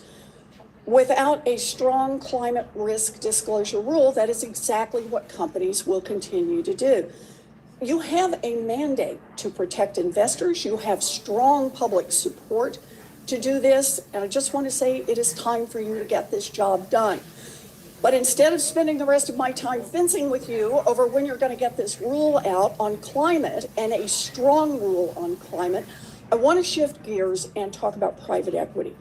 When private equity funds acquire a company, they and the companies they buy don't have to follow many of the rules that apply to publicly traded companies and brokers that are selling registered securities. So last month, the SEC finalized new rules that ban some, but not all, of private equity's most abusive tactics. Even so, after the rule change, private equity funds can still use registration exemptions intended for small businesses to raise trillions of dollars in the private market without filing public disclosures. That is a great deal for private equity, not such a good deal for investors. Again, SEC's job is to protect investors, but more and more people are at risk because they're sucked into markets that have weaker rules. Chair Gensler, do you have a ballpark estimate of how much money investors poured into the private equity markets, private markets, including private equity markets, where they're covered only by the weaker SEC disclosure rules? The private funds total assets under management are about $26.5 trillion. But how much was poured in last year? Do you know the number? I want to look at what's happening now. I'm sorry, it's in the low single-digit trillions. But Does 4.5 trillion sound right to you? we could get back, but it's probably in the It is ballpark. right. Okay, it's right. So do you know how much money investors put in the same time period into the public market where they got much better protection? What you're highlighting is it's as much activity and in some years more activity in Do the you know what private the number markets was last than the year? public markets. Do you know what the number was last year? I suspect you're going to tell me. I am. It was $1 trillion. In other words, the SEC is carefully regulating a public market that handles only about 1 in 4 new investment dollars, while almost 3 out of 4 dollars are going into a private market that has much weaker rules. And those weaknesses are meaningful, even after the rules change. So for example, private equity firms selling exempt securities don't have to report audited financial data to the public. Also, they don't have to disclose data showing that a company has lost all of its contracts or is getting sued for billions of dollars. Seems to me like that is an invitation for fraud. The SEC was built so that investors could have confidence in the honesty of markets. And now 3/4 of investments that are coming in are not getting those basic protections. So, Chair Gensler, how do you explain to the American people that the SEC, whose job it is to make sure that markets are honest, is standing by while private equity and the companies they own scoop up investor money without any public verification that the books are honest or that they aren't hiding huge risks? Isn't it your job to fix that? Well, part of what we did in a finalized rule just a few weeks ago was require quarterly reporting on their fees, performance, and side letters, and then at least annual audits of those documents. So let me just But say it's here, both. Chair Gensler, since we are really pressed on time, I'm not disputing that you've done good things. I hope I said that right at the beginning. You have. But these look like 2 giant holes to me. And the question I'm asking is, Oh, how I do you hate this explain lady. to investors who now She used to be in represent Michigan. 3/4 of all the new investment money that you're not even making these guys do an audited financials? I'm telling everybody, don't give her the time of day. She screwed Michigan over so bad before she left, and that's why she's where she's at right now.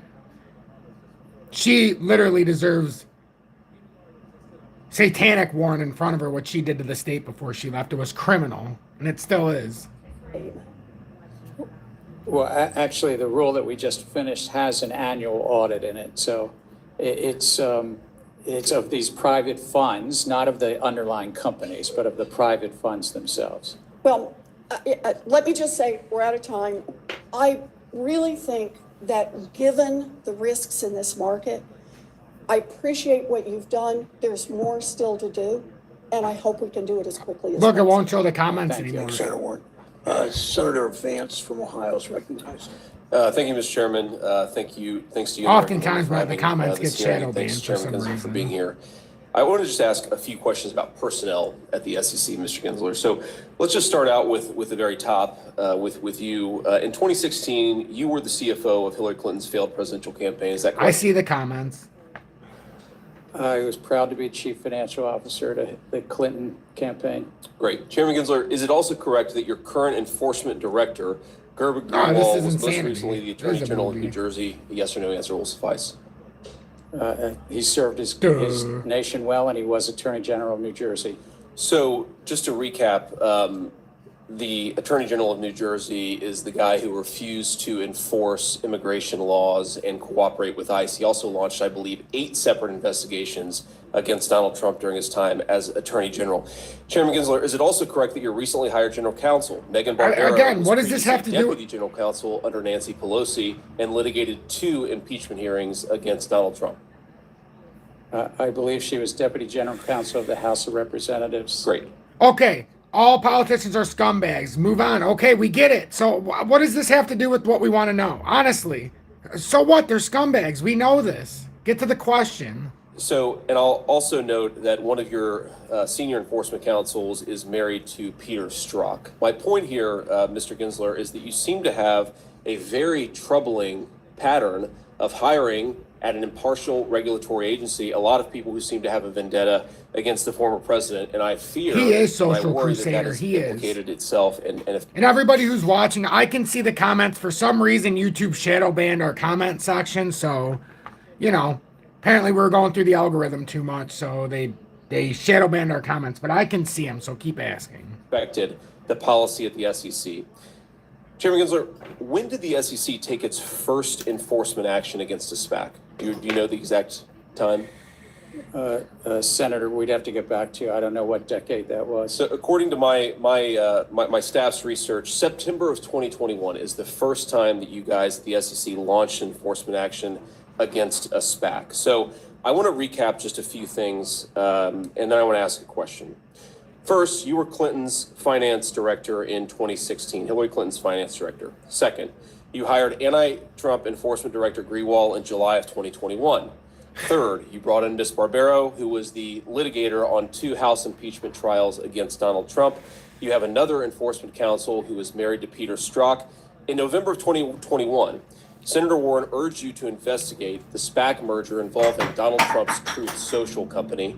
And in December of 2021, just a few weeks later, you guys launched an investigation using a novel legal theory against the former president's social media company.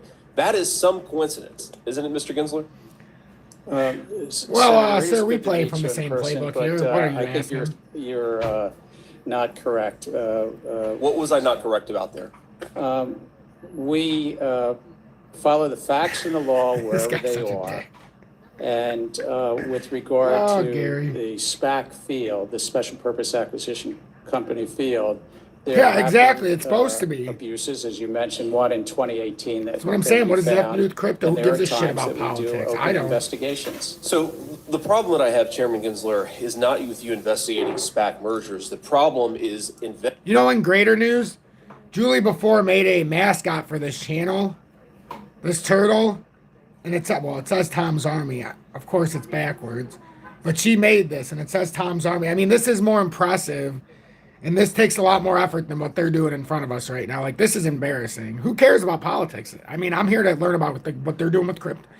It's insanity. I'm not talking no more. investigating a SPAC merger using a novel legal theory against your boss, Joe Biden's chief political rival. Also against a social media company, which Exactly. of course, at the time, I don't- Twitter and Facebook and every social media company. I'm literally and about to president. fast forward So you can this make a part pretty of good it. argument that the SEC was using its enforcement powers to silence the chief political rival of the of the current president. Now, let me just offer another observation here. Sell the mascot. We are rightfully concerned in this I chamber, told at least Julie on my people would side of probably the want aisle, it. about the weaponization of the Department of Justice, but I'm increasingly worried that we should be more worried about the weaponization of the Securities and Exchange Commission. It looks more and more Axel, right? like not an impartial regulatory body protecting investors and consumers, but a regulatory body that it's using its power to silence and immiserate political rivals of the current president of the United States. I have just one final question on that, Chairman Gensler. Have you ever spoken to anyone at the White Donation House based? about your investigation of Donald I Trump's could see that, social? Axel. Sir, I don't speak. Yes or no? I don't know, sir. I'm going to answer the question.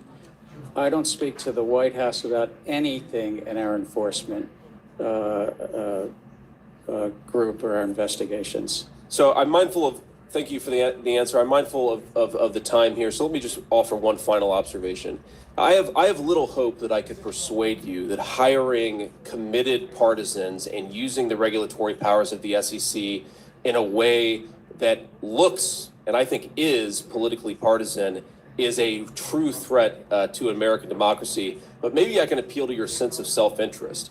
If you guys use the SEC in such a politically motivated way, eventually you're going to be out of power. And I have to say, Chairman Gensler, turnabout is fair play. Thank you, Mr. Chairman.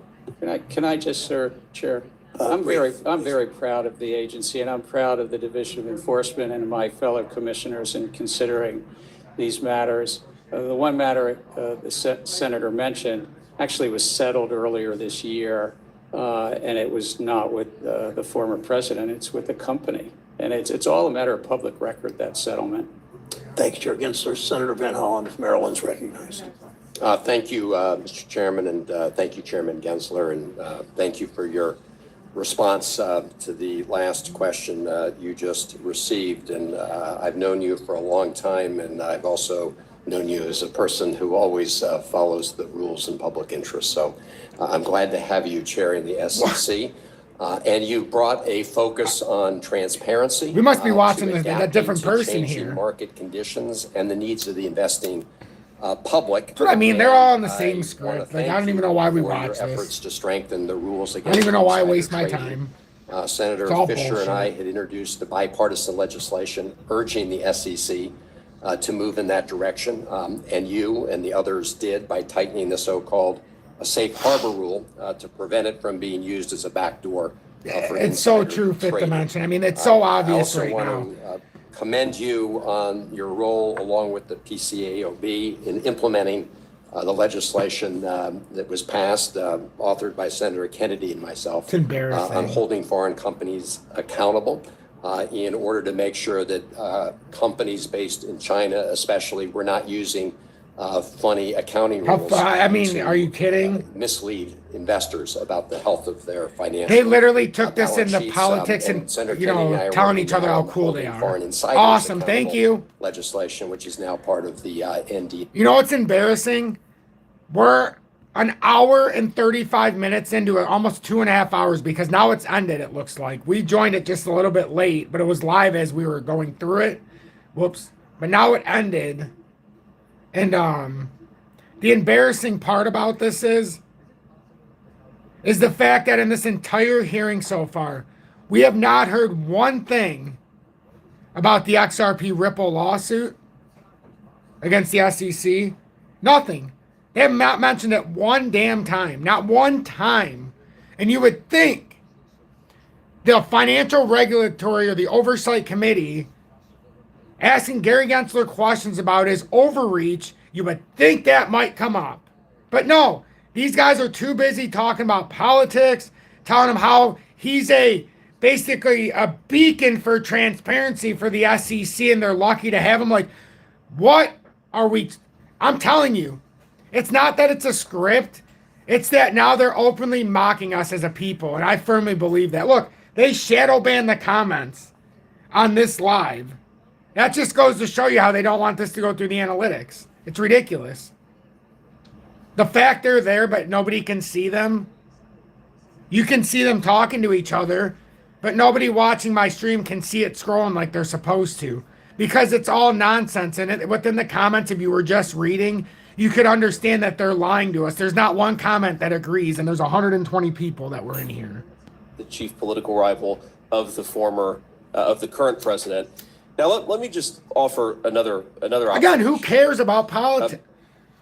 We are rightfully concerned in this chamber, at least on my side of the aisle, about the weaponization of the Department of Justice. But I'm increasingly worried that we should be more worried about the weaponization of the Securities and Exchange Commission. It looks more and more like not an impartial regulatory body protecting investors and consumers, but a regulatory body that it's using its power to silence and immiserate political rivals of the current president of the United States. I have just one final question on that, Chairman Gensler.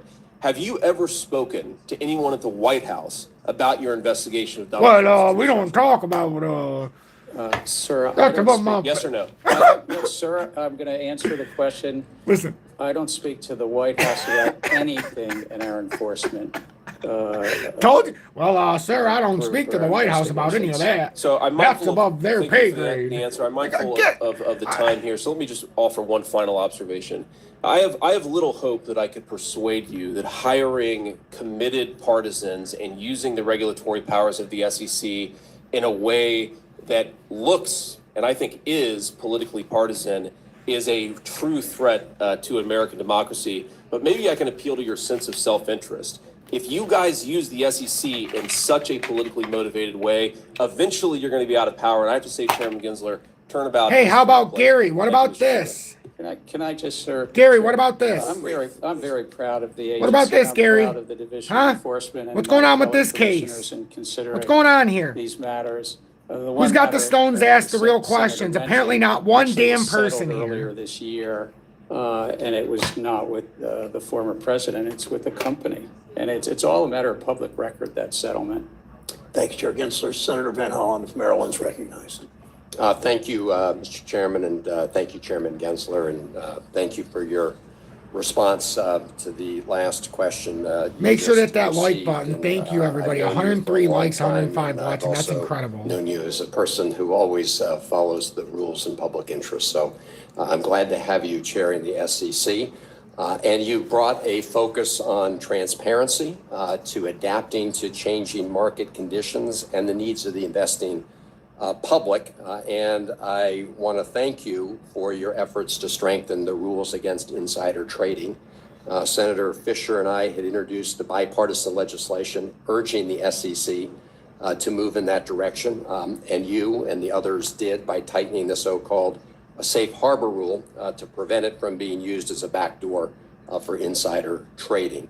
I also want to commend you. Fifth dimension, don't hate the along world. with the Don't let them get you with the PCAOB in emotion. Implementing Embrace the what we know. legislation, that That's was all I'll passed, say to you. I authored used to by be Senator like that. Kennedy and myself, Don't let on them holding get you to foreign that companies point. Love the accountable, world, in but order understand to we're make living sure under that, a stronghold. companies based in China, especially, That's why I were do not what I do, using, and we're trying to build. funny accounting rules to ahead in the mislead next chapter. investors about the health of their financial balance sheets. And Senator Kennedy and I are working now on the holding foreign insiders accountable legislation, which is now part of the NDA. Morning, We Jorge. hope it will pass and look forward to working with you on implementation.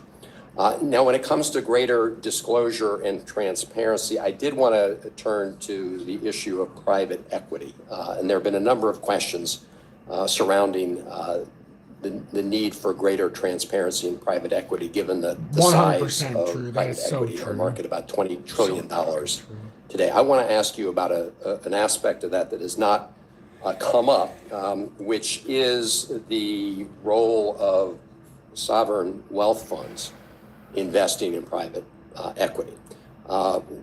Because the Congress has tightened the CFIUS rules, we see less direct foreign investment by China-based sovereign wealth funds directly into companies. But we have seen a big increase over the years of investment from sovereign wealth funds or state-backed investors, such as the State Administration of Foreign Assets, SAFE, and the China Investment Corporation, CIC, into private equity. Now, on the one hand, private equity managers here argue that these are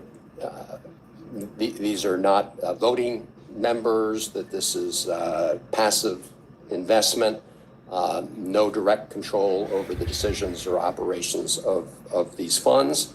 On the other hand, as the size of these investments grows, a number of people have raised concerns. In fact, Mr. Chairman, I'd like to put into the record, with unanimous consent, a Financial Times article dated May 30th, 2023, titled, "Has China Become Too Cozy with Private Equity?" ? Objection, so ordered. Thank you, Mr. Chairman. And in that article, it says that because of the lack of transparency, it's a black box. This is Lily McKelvey, who's a China expert at the Center for Strategic and International Studies in Washington. It's not something the U.S. and others have been able to address, mainly because it's so opaque. That was the quote from that individual. The article goes on to point out that we really have no visibility into these investments and talks about the fact that, especially after the Russian invasion of Ukraine and sanctions against Russia, this became a more important issue for Shiberarium, investors oh in private yeah. equity.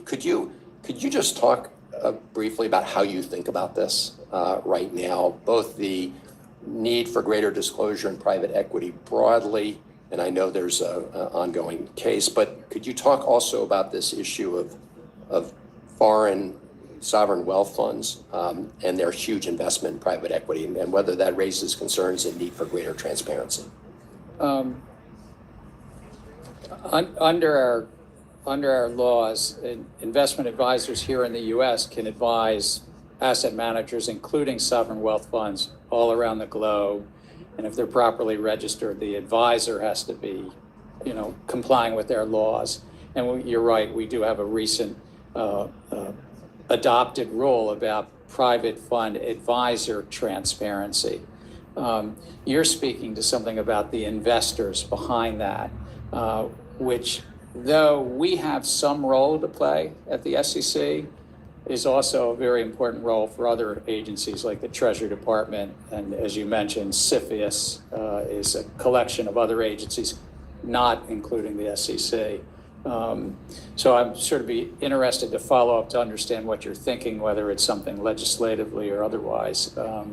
But we as an agency are neutral about which investors from which countries the investment advisor is advising.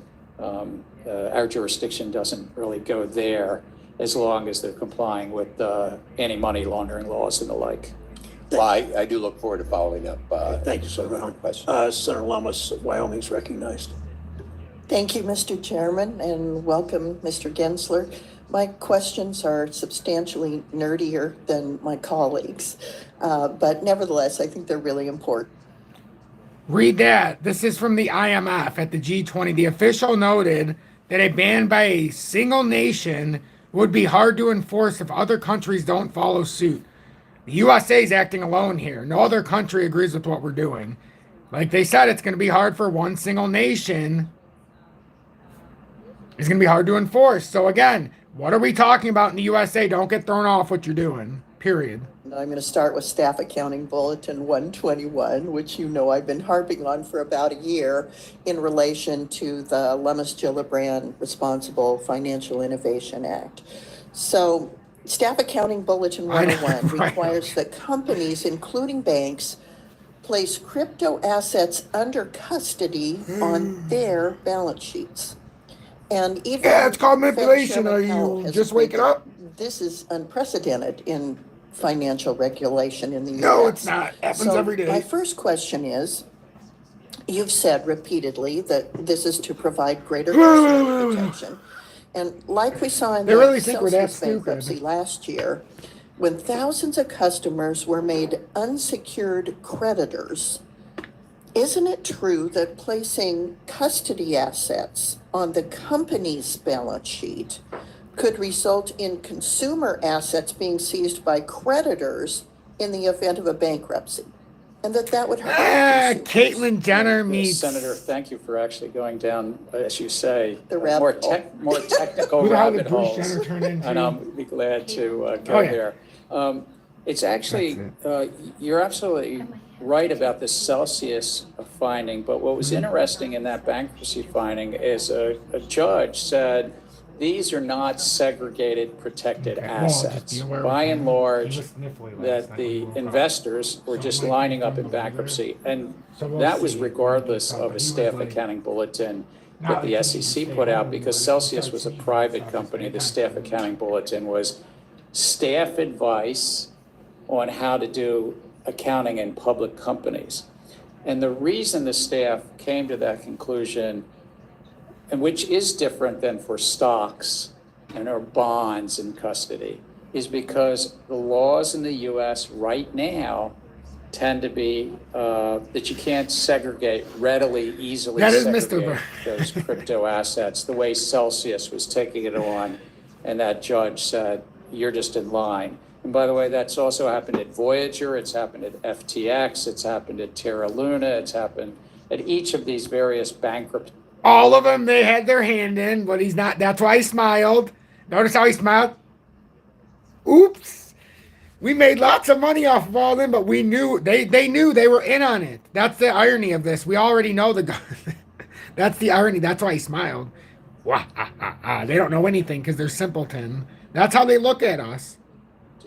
Well, let's then talk about the relationship of Bulletin 121 to banks. I'm sorry, so Martha Stewart, yes. If Martha Stewart met Caitlyn Jenner. Custody because it requires the assets to be backed one for one. Well, I'm just saying.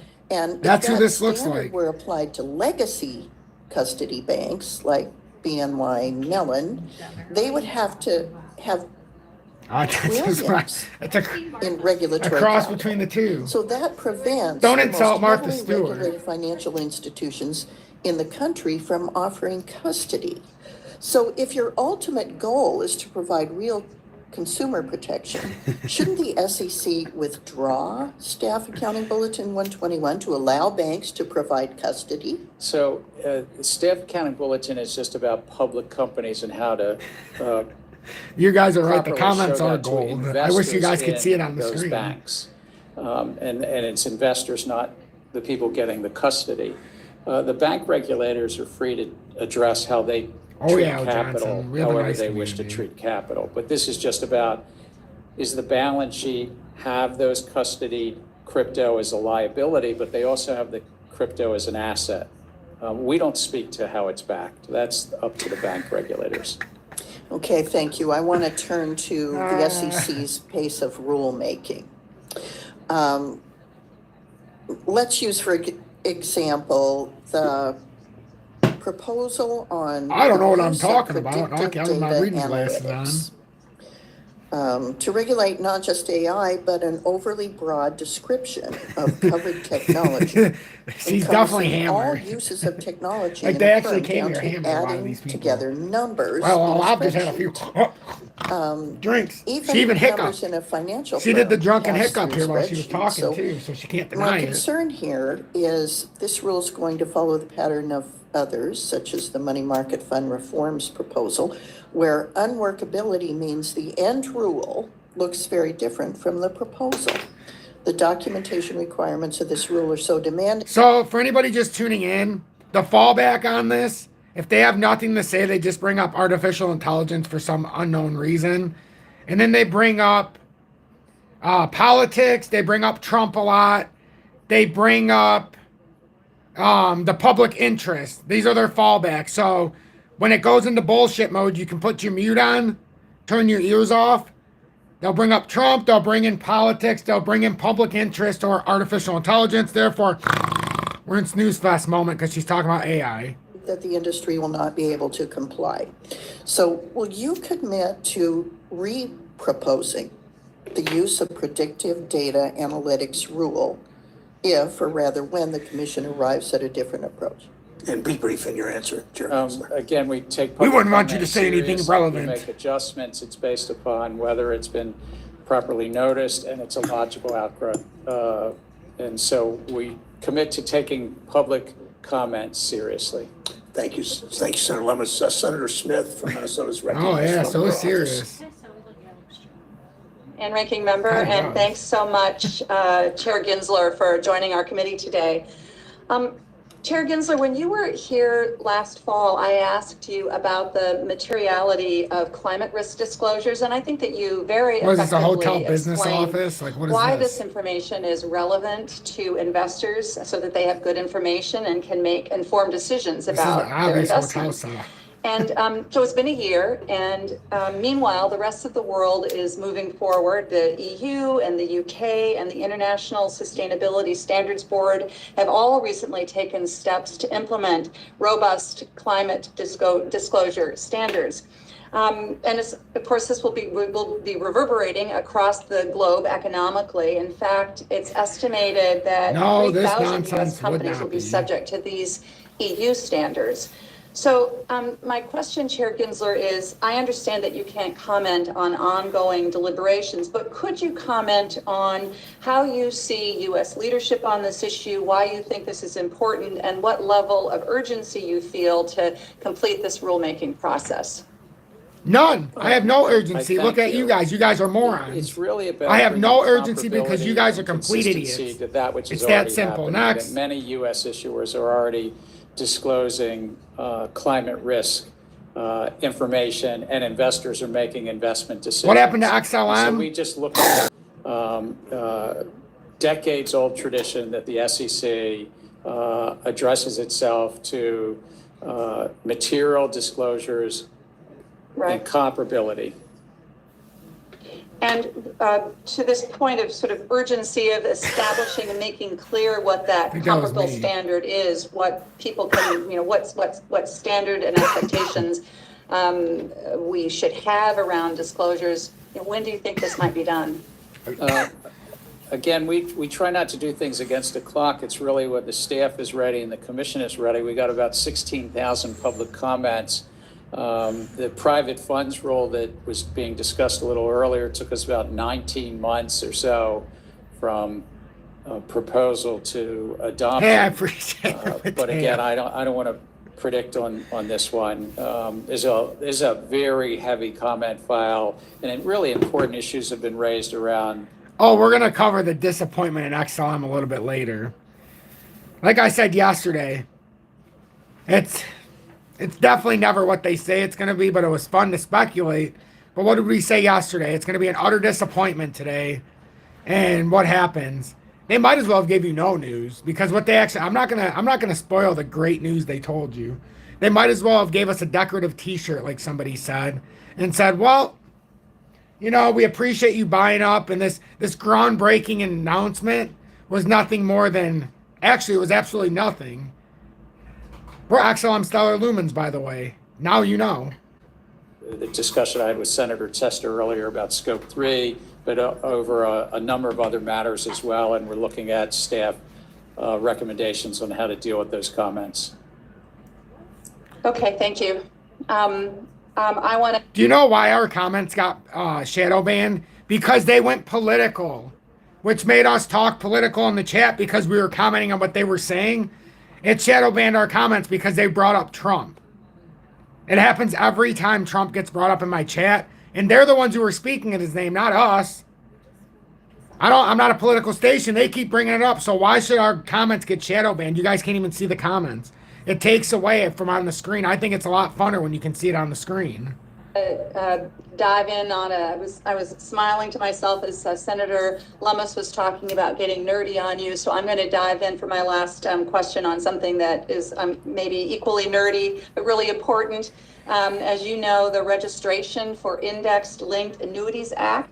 Hey, I'm not right or left, but I did like when Trump was in, because if a lady like her was talking back, excuse me, and he shuts it down because it's not relevant. Whether he's with you or against you, at least, you know, we're thriving. If you're a worker, you'll thrive.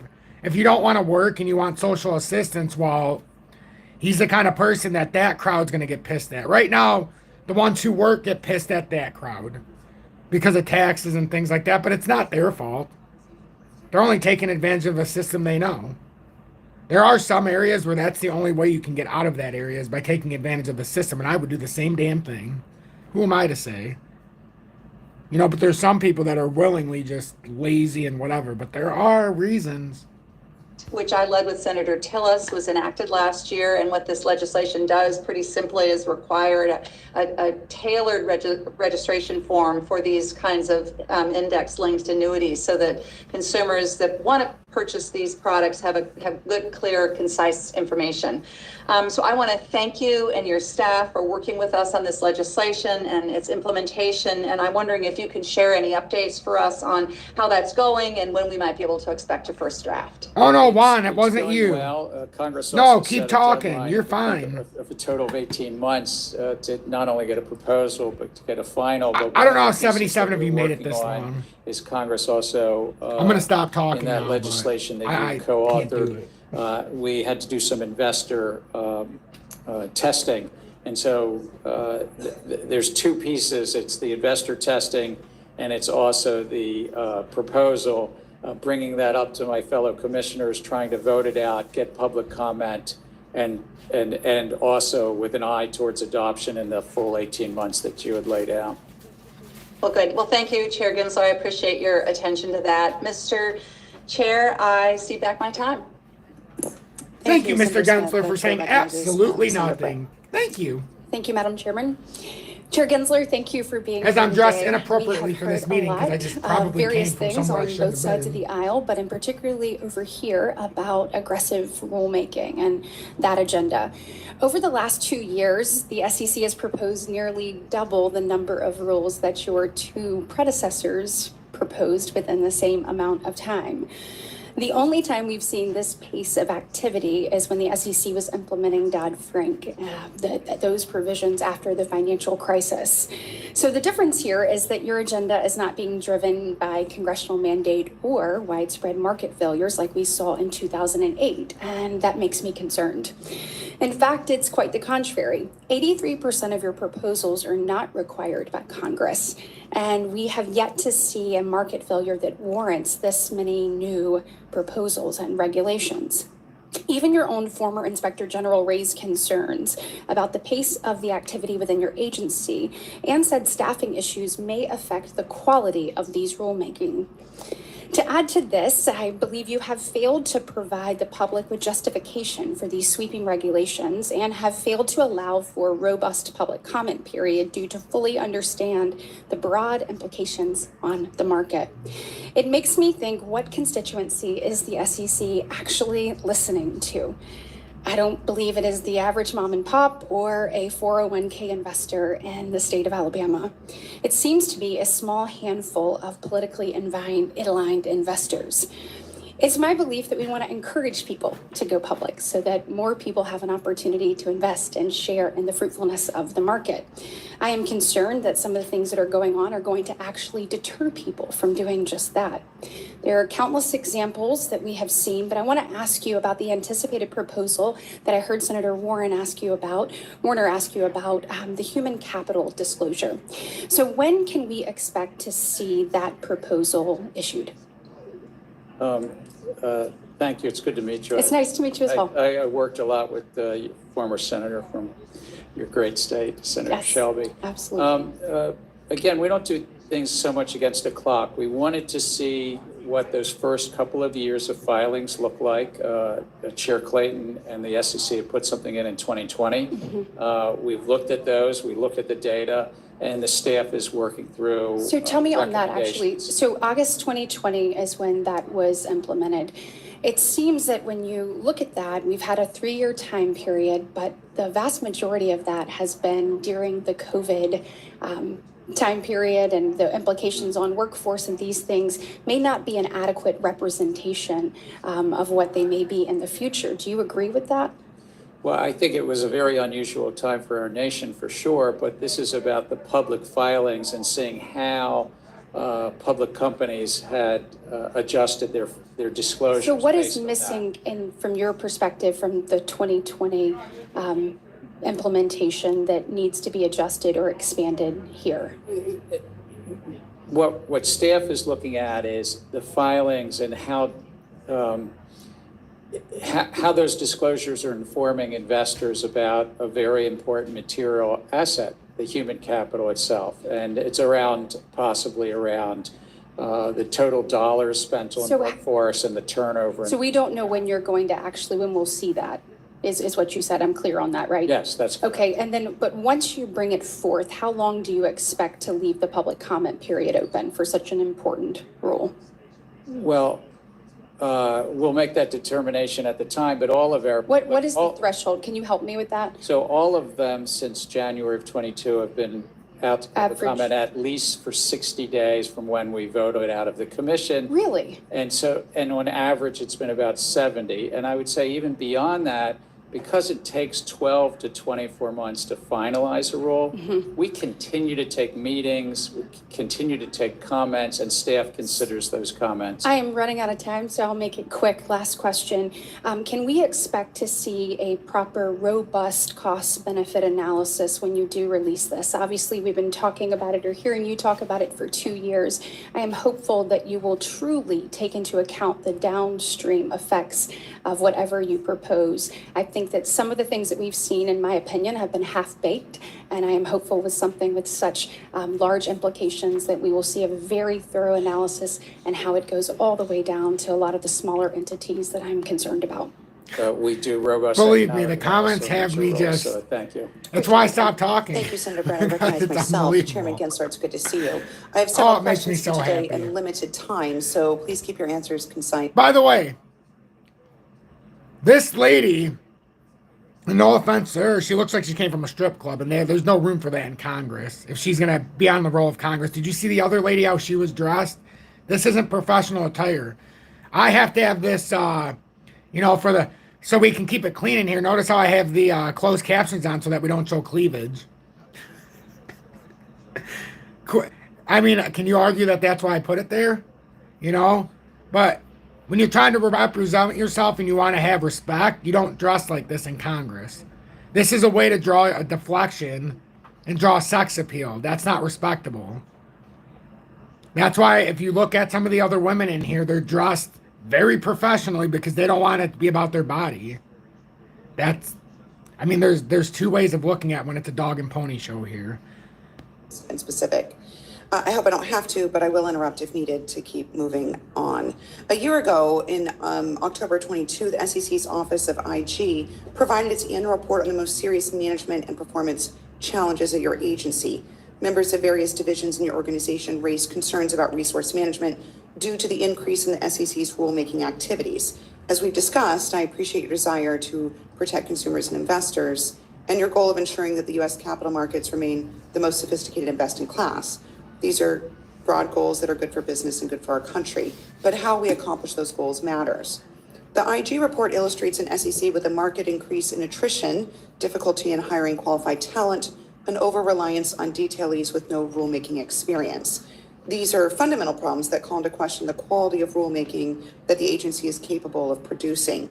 Now, ambitious agendas under these constraints can result in poorly written rules that can hurt Arizona's access to economic opportunity. So what have you done since October of 22 to address these management challenges?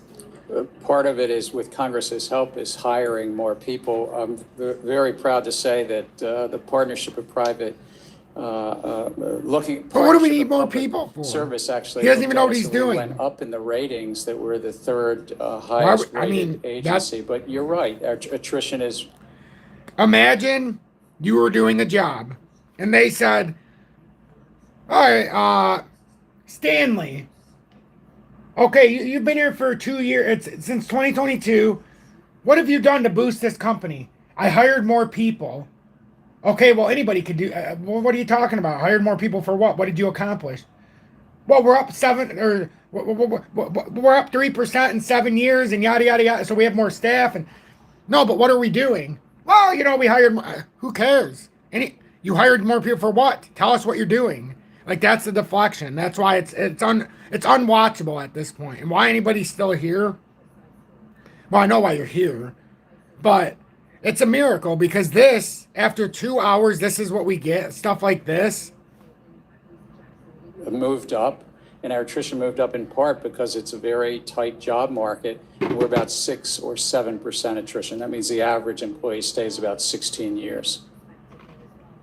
I'd like my staff to be briefed by your staff in terms of the specific progress that you've made. So I'll have my team follow up with you. I thank you for that. Your own division managers raised these bandwidth concerns with the IG.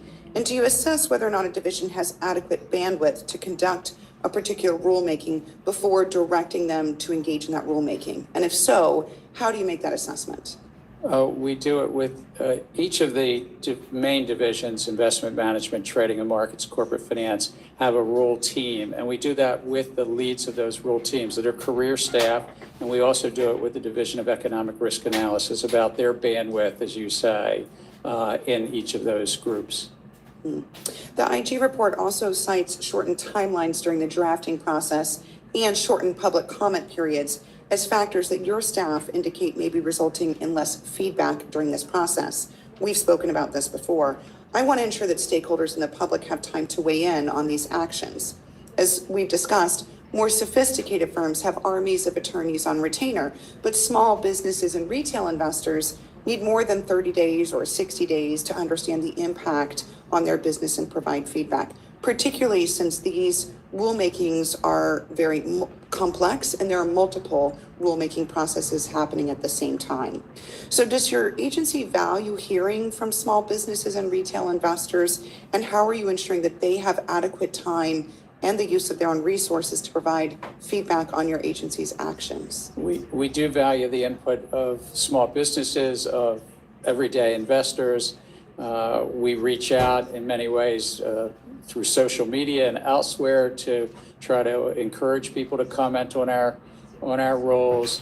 And I would note this for the public, whether large, sophisticated investors or everyday investors, we continue to take meetings and continue. Guys, we're an audience of almost 18,500 here, guys and gals. Is he open to talking to any of us? Is there any way for us to talk to him as a retail investor? Like, this is such a line of garbage. If you're just one person, you might not think it. We have an audience of 18,480 people here now.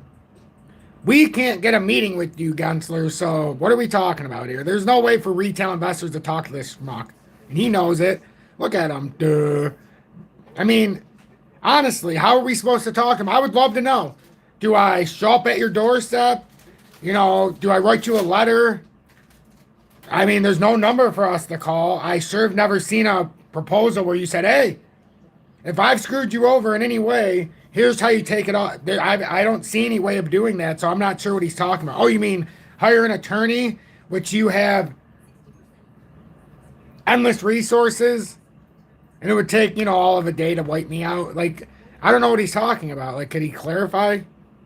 Get comments during these, what's generally 1 to 2 year processes, and they are very beneficial to us. The SEC staff also raised concerns that the increase in rulemaking activities had resulted in a trade-off in other mission-related work because they've had to borrow to do their work.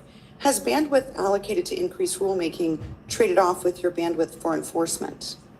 I think the biggest trade-off is that we shrank from 2016 to 2021, and we're only right now about 3% larger than we were 7 years ago. But our enforcement division of about 1,300 people, which is about a quarter of our overall staff, it's not a trade-off because our policy shops are in different parts of the agency. So my last question is, your staff raised concerns with the IG that when moving more aggressively with rulemaking, the SEC is opening itself up to increased litigation risk. We've seen some recent legal setbacks for the agency, particularly in respect to cryptocurrency. So how are you assessing the agency's litigation risk with respect to the breadth of your rulemaking strategy? We take Congress's mandates to us and the authorities we have very seriously, but also how the courts interpret them. And we're dedicated and committed to doing things just within our authorities and how the courts interpret it. But we get a lot of feedback also from the public on that. My time's expired. I'll follow up in further questions later. Senator Daines, you're recognized. Thank you, Senator Sinema. Chairman Gensler, I want to start by expressing my ongoing concerns with the truly unprecedented rulemaking agenda that you've pursued since taking over at the SEC. I remember when I ran for Congress the first time back in 2012, we talked about the rising power of the fourth branch of government.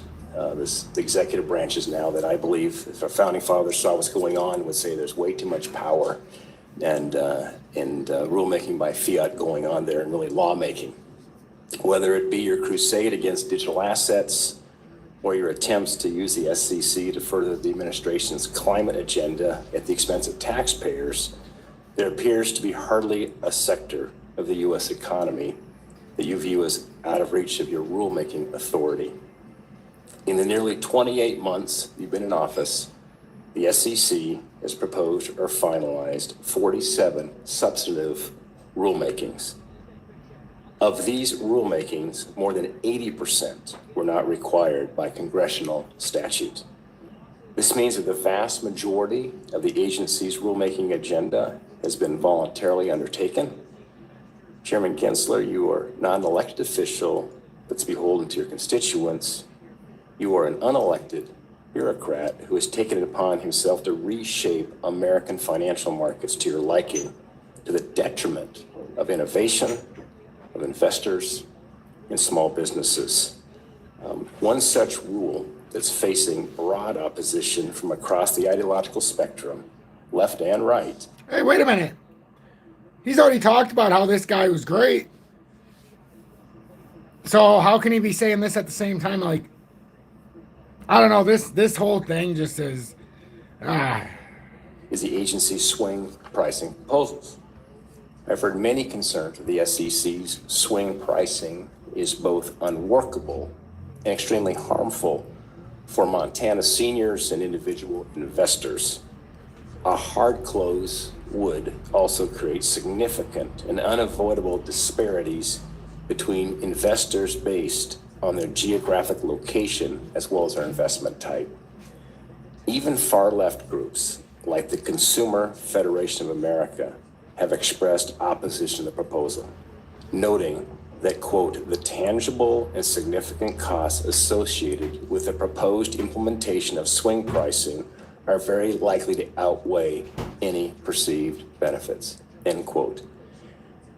Given the broad bipartisan agreement that swing pricing will impose significant costs on investors with limited benefits to the broader markets, do you still intend to advance this rule in the face of what I would argue is overwhelming opposition?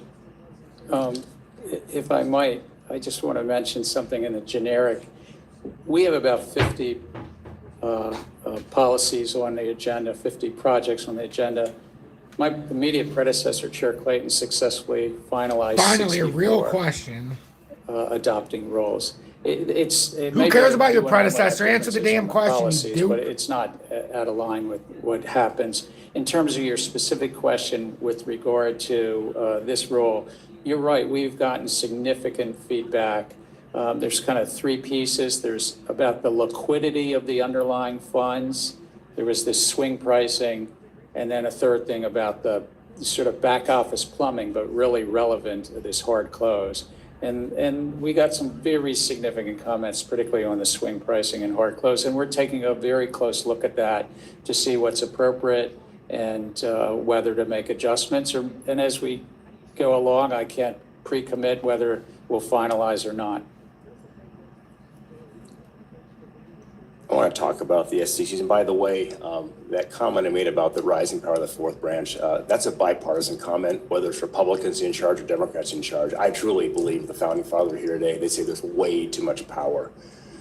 And there are really, probably a lot they wouldn't recognize. Really too much, lawmaking authority done through, executive fiat that occurs in a bureaucratic branch of government. Turn to the SEC's proposed rule requiring disclosure of financed emissions. One significant impact of this rule is that it will likely lead to widely inaccurate disclosures that will be of little practical use to investors. It appears to me this is just another step in an agenda to discourage investment and access to finance from legal industries to drive an ideology. I have serious concerns that you even have the legal authority to enact such a rule, and I would urge you to withdraw this rule. My question then is, what would give the SEC authority to circumvent Congress and enact rules by executive fiat? So we do all that we do, and this climate risk rule included, based upon Congress's authority. This is built on multi-decades authority about disclosure. And in fact, President Roosevelt called it initial bill the Truth and Securities Act. And nothing could be further from the truth. We have no climate agenda whatsoever. We're not a climate regulator, sir, but over 80% of the top 1,000 companies in 2021 have been making climate risk disclosures, and 5% were making greenhouse gas disclosures. So it's trying to build some comparability of that which is already happening. We got a lot of feedback. We're going to have to look at that feedback. We're going to have to think about what to do with so-called scope 3, as Senator Tester and I talked about. We're going to have to think about a lot of other pieces of this, but it's trying to bring comparability to that which is already happening. We're not a climate regulator, sir. I'm out of time. Thank you. Senator Reed. Thank you very much, Madam Chairman. Mr. Chairman, welcome.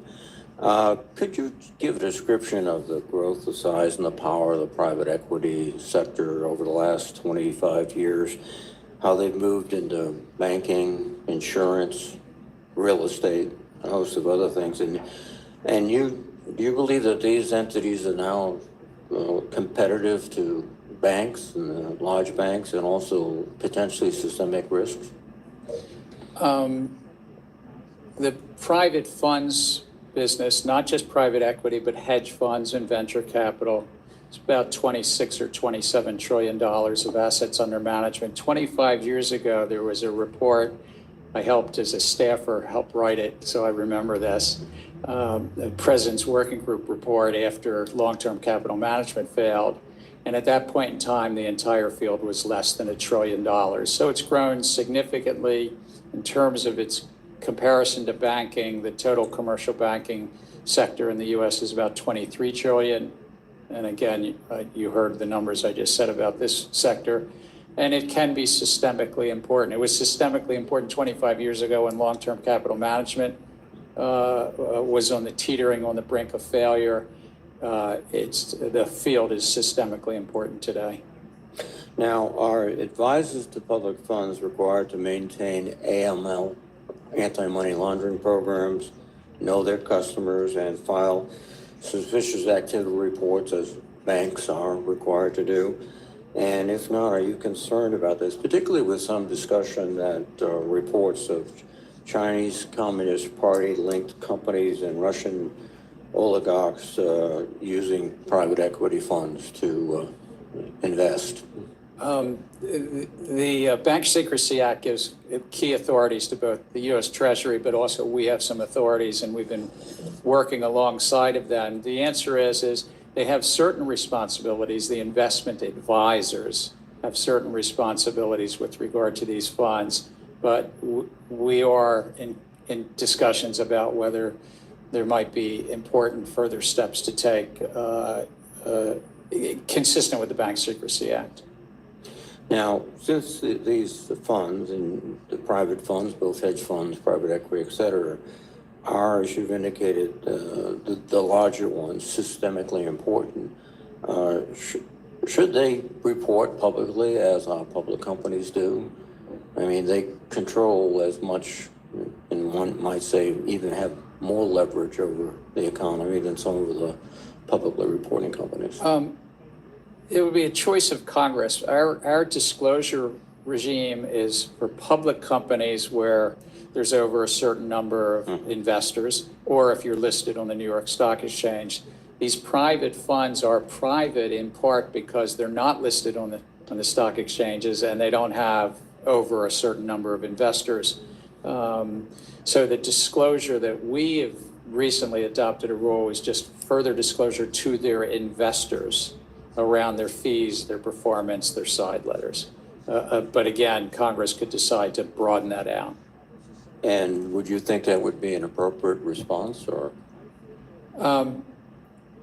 We're a disclosure-based agency. It is about the investors and the investors getting sufficient information to make informed investment decisions.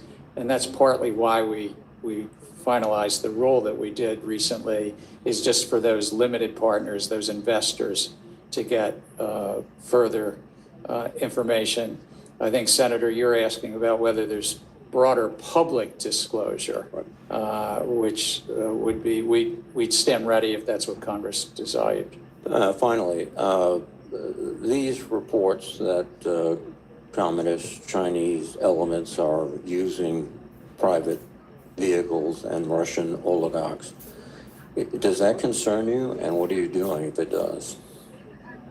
As a general matter, I think we all probably share the concern about bad actors, whether they be state actors or non-state actors, that use our capital markets for nefarious means.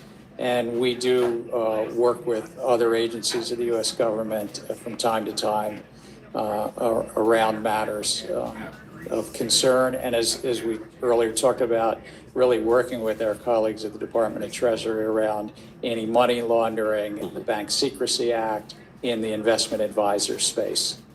Thank you very much, Mr. Chairman. Thank you, Madam.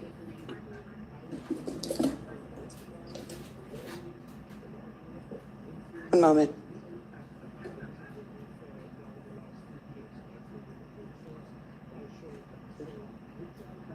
We're going to close. Thank you, Chair Gensler, for your testimony today. For senators who wish to submit questions for record, those questions are due 1 week from today on Tuesday, September the 19th. The witness will have 45 days to respond to any questions. Thank you again. With that, the hearing is adjourned. Thank you, Chair Sinema.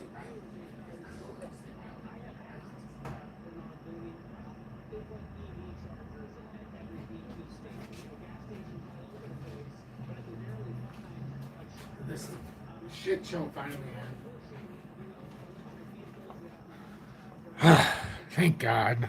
So everybody who stayed until the end, 85 of you. Thank you. I appreciate all of you. What a cluster, you know what. That was, after 2 hours and 25 minutes, we know less than when we started. So yeah, we've got that going for us. So congratulations, everybody. We've learned absolutely nothing given 2.5 hours of our time. And I appreciate everybody for tuning in. Maybe one day some of you will join Tom's Army to show a thank you for my time. Or you can send a YouTube super chat if you feel the need, but that's not necessary. Video description below. If you want to find out to do anything, donation, if you want to find out how to use an exchange. But other than that, it's been a pleasure to be here with all of you, but what a nightmare that was. Thanks, Gary, for nothing as usual. Have a good one, everybody. And now we get to go to the nightmare that is XLM with their groundbreaking announcement today that ended up being a nothing burger. And I'll get to that sometime today. It was nothing burger. Yes, Julie, it was a nothing burger. It was less than a nothing burger. Because there was nothing. Absolutely nothing. So